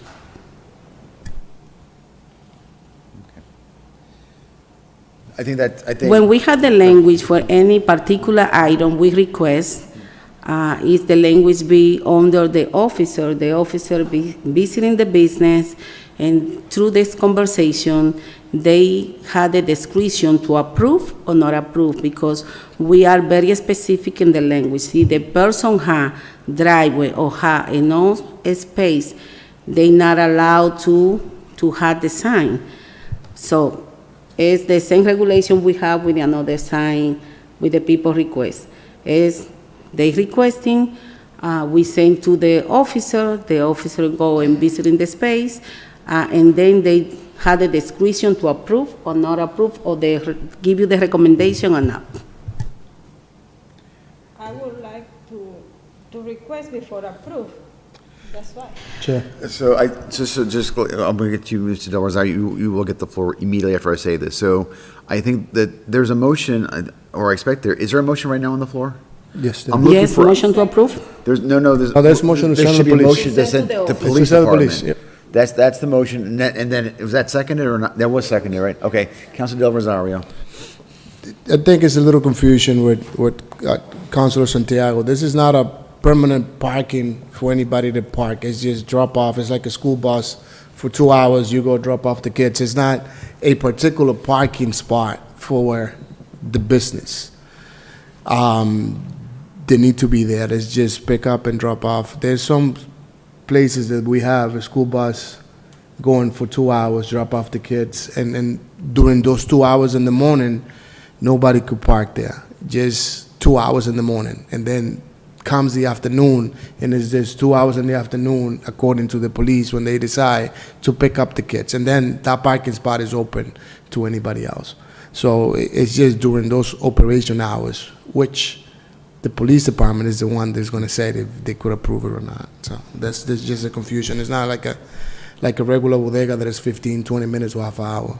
It's just like a school bus, drop off for 2 hours. In the morning, they say from 8 to 10, drop off, and then anybody can use the parking spot. And then in the afternoon, it's another 2 hours where people will pick up, and then after that, anybody can park in that spot. So they don't take the whole spot for the whole day. Councilor Santiago and then Councilor Vice Chair. Just I want to say thank you for the clarification. That's my first question I asked about the time. Yeah, but the time is not putting in the agenda because the time is coming back for the next committee when the officers do the recommendation and they explain to the officers what time they need it. That is the reason it's not in the agenda when the people apply. Okay. I was with you and then I lost you. So I thought that when we passed the ordinance, we passed it where there was already a time already set up, 1 hour in the morning, 1 hour in the afternoon. Yes, Was but that prescribed or no? When I know you don't know when the they- hours, but I when- thought there was one. yes, I know exactly. There's 1 hour in the morning, 1 hour in the evening, but it could it change? If we were to pass this and the police department comes, it'd be like 7 to 8, I'm just throwing a number, or 8 to 9 o'clock in the morning, and then 2 to 3 in the afternoon. I'm not sure if those are the right hours, but that's gonna be the hours for all of them? 8 to 9 to 2 to 3 for all of them? Yes, So it's standard?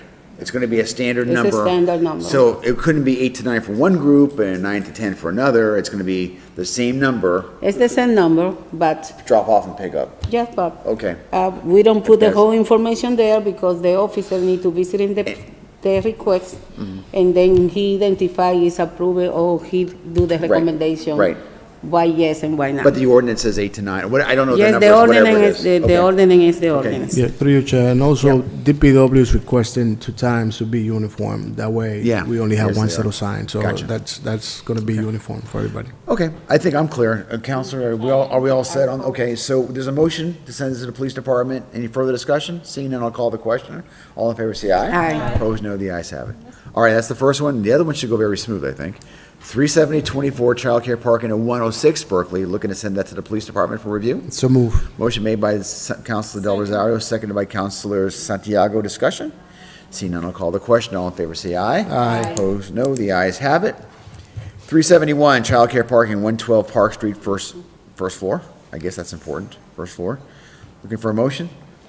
Motion to send to the Motion to police send with department. favorable recommendation, with the full Motion. council. Motion by the Vice Chair, seconded by Councilor Del Rosario. Discussion? Seeing none, I'll call the question. All in favor, say aye. Aye. Police department, police department, Police Department, all of them. Yes, I confused. police department. Send to the police department. Okay. Police Department is the motion for all of these. 37224, childcare parking at 59 Fern Street. Send to favorable recommendation and police department. Police Department, right? Police department. Motion is sent to the Police Second. Department by Council Santiago, seconded by Council Del Rosario. Discussion? Seeing none, I'll call the question. All in favor, say aye. Aye. Opposed, no. The ayes have it. Childcare parking, 245 Bruce Street, first floor. Looking for a motion? Motion to send to the police department. Police Department. Motion made to send to the Police Department by Council Santiago. Is there a second? Second. Seconded by the Vice Chair. Discussion? Seeing none, I'll call the question. All in favor, say aye. Aye. The ayes have it. Childcare parking, 105 Park Street. Looking for a motion? Motion to send to the police department. Second. Motion made by Councilor Del Rosario, seconded by the Vice Chair. Discussion? Seeing none, I'll call the question. All in favor, say aye. Opposed, no. The ayes have it. Last one on this realm is 37524 childcare parking, 111 Saratoga Street, second floor. You're for a motion. Then we, Motion to send to the police department. All right, Councilor Del Rosario, seconded by Councilor Santiago. All in favor, say aye. Opposed, no. The ayes have it. Oh, we have one more. 37724 childcare parking at 205 Ferry Street. Motion to send to the police department. second. Motion made by Councilor Del Rosario, seconded by the Vice Chair. Discussion? Seeing none, I'll call police. All in favor, say aye. Aye. Opposed, no. The ayes have it. Yes, Maria. What? Say it again. We miss, I missed one?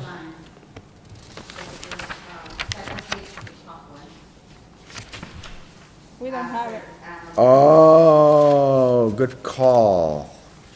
Okay, that's not fatal. We just got to make sure we get the right, it's all on there, just the wrong number. 37624, that's a ministerial error that will be corrected going forward, I hope. Childcare parking at 113 Saratoga Street, looking for a motion. Motion to send to the police department. Second. Motion made by Councilor Del Rosario, seconded by Council Vice Chair. Discussion? Seeing none, I'll call the question. All in favor, say aye. Aye. Opposed, no. The ayes have it. So just as a reminder, that number was blank on there, but it should have read 37624. Okay. 37824, install one JO pole on Auburn Street. National Grid. So, remind me again, do we ask them to show up to these things? They usually do show up. What are we doing? Are we tabling, are we sending it up, what are we doing? Looking for a motion. Motion to send to full council with favorable recommendation. Motion made by Councilor Del Rosario, seconded by the Vice Chair. Discussion? Seeing none, I'll call the question. All in favor, say aye. Aye. Opposed, no. The ayes have it. Order of public hearing. It's set up to the full council, favorable. 37924, handicap parking space at 46 Kendall Street. Looking to send that to the police department for review. So move. Motion made by Councilor Del Rosario, seconded by the Vice Chair. Discussion? Seeing none, I'll call the question. All in favor, say aye. Aye. Opposed, no. The ayes have it. How did this sneak in? Childcare parking, 7 Lennox Street.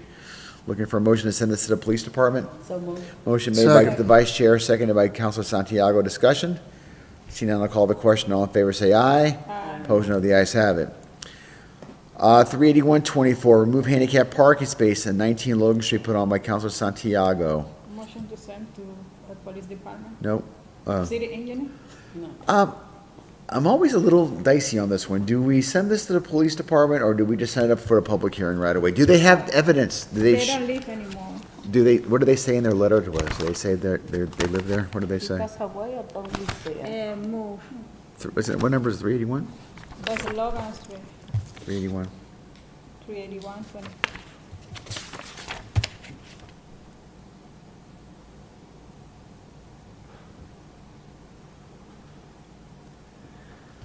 So this is your district, right? Yeah. So, so do you recall in the past, under the Estela Reyes regime, did they send this to the police department usually, or did they just send this to the full council to order a public hearing to remove? We ordering a public hearing to remove? That's, We can send, go ahead, what did we do? What did we do back then? normally when we remove the handicap sign, we ordering a public hearing. Sure. But did we send it to the police department before doing that, or we just send it to the full council to order a public hearing? What do you recall what we did in the ordinance committee? We also, I think, same with the police department and also ordering a public hearing. We send them to the full council to order a public hearing. So we don't go to the police, we go right to the full council? I think we go right to the full council. I guess, okay, so there you go. So what's your motion? Motion to send to full council for further recommendation and To order a public hearing? the order public hearing. Motion made to order public hearing. Is there a second? Second. Seconded by Council Del Rosario. Discussion? Seeing none, I'll call the question. All in favor, say aye. Aye. Opposed, no. The ayes have it. 38224, stop sign East Havel Street. Looking for a motion to send this to the police department for review. Summer. Motion made by Council Santiago, seconded by Council Del Rosario. Discussion? Seeing none, I'll call the question. All in favor, say aye. Aye. Opposed, no. The ayes have it. 38324, no parking, Canton Street, on right side by Council Santiago. Engineer, yeah. Motion to send to police department and city engineer. Okay, motion made. Is there a second? Second. Seconded by Councilor Del Rosario. Discussion? Seeing none, I'll call the question. All in favor, say aye. Aye. Opposed, no. The ayes have it. Beacon, we've done. Handicap parking space at this is 38524 at 48 Saunders Street. Looking for a motion to send this to the police department for review. Summer. Motion made by Council Santiago. Second. Seconded by Council Del Rosario. Discussion? Seeing none, I'll call the question. All in favor, say aye. Aye. Opposed, no. The ayes have it. 38624, handicap parking space, 171 Garden Street. I'm going to send this to the police department. Is there a motion? Summer. Motion made. Is there a second? Second. Seconded by Council Del Rosario. Discussion? Hearing none. All in favor, say aye. Aye. Opposed, no. The ayes have it. Okay, we did all the disclosures. That was it? Is that it?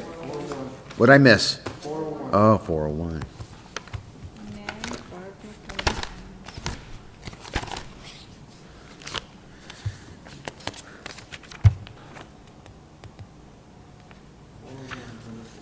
40124 is the name of the park on Canal Street as the Oxford Paper Mill, officially known as Oxford Park, as Julio Silverio Park. There's nobody here. We have no documentation. I think we all know the individual, but we've got nothing on this at all. If I was king, and I'm not king, I would table this thing and I would say, you know something? Motion to send correspondence to the Okay. mayor's office. And say why we should do this. Sell it to us. At least play the game. Sell I it to us. mean, we need documentation to follow up, and then motion to table after that. Second. Motion to send a letter to the mayor's office and to get documentation in support of this proposal. Is that right? Correct. And you are also asking them to show up, or is that all you're looking for? Please, we need somebody And to show. requesting that someone from the mayor's office attend the next ordinance committee meeting. That's the motion. Is there a second? Second. Seconded by Councilor Vice Chair Reyes. Discussion? Seeing none, I'll call the question. All in favor, say aye. Aye. Opposed, no. The ayes have it. Motion to table. Motion to Second. table is made by Council Del Rosario, seconded by the Vice Chair. No discussion. I'll call the question. All in favor, say aye. Aye. Opposed, no. The ayes have it. Is that it, folks? Before we make a motion to adjourn, I'm going to be a little scarce for the next couple of weeks, so I am asking, I won't be able to go to our normal Tuesday meeting or an ordinance the week after next, but I would be available on Monday. So I don't need to be here. We have a very capable vice chair, who I'm sure is capable of handling. You don't need me here. But if you want me here, I'm only available on Monday. Yeah, we can move into Monday. Want to do it on Monday? Monday meeting? Monday, okay, so that's, well, so when they ask for the meeting next Tuesday, We can- just say Monday for us. 7 o'clock or something, okay. Looking for a motion to adjourn. Motion to adjourn. Motion made by Councilor Santiago, seconded by Councilor Del Rosario. Discussion, hearing none, all in favor, say aye. Aye. Opposed, no, the ayes have it. Everybody's racing out the door. I will not be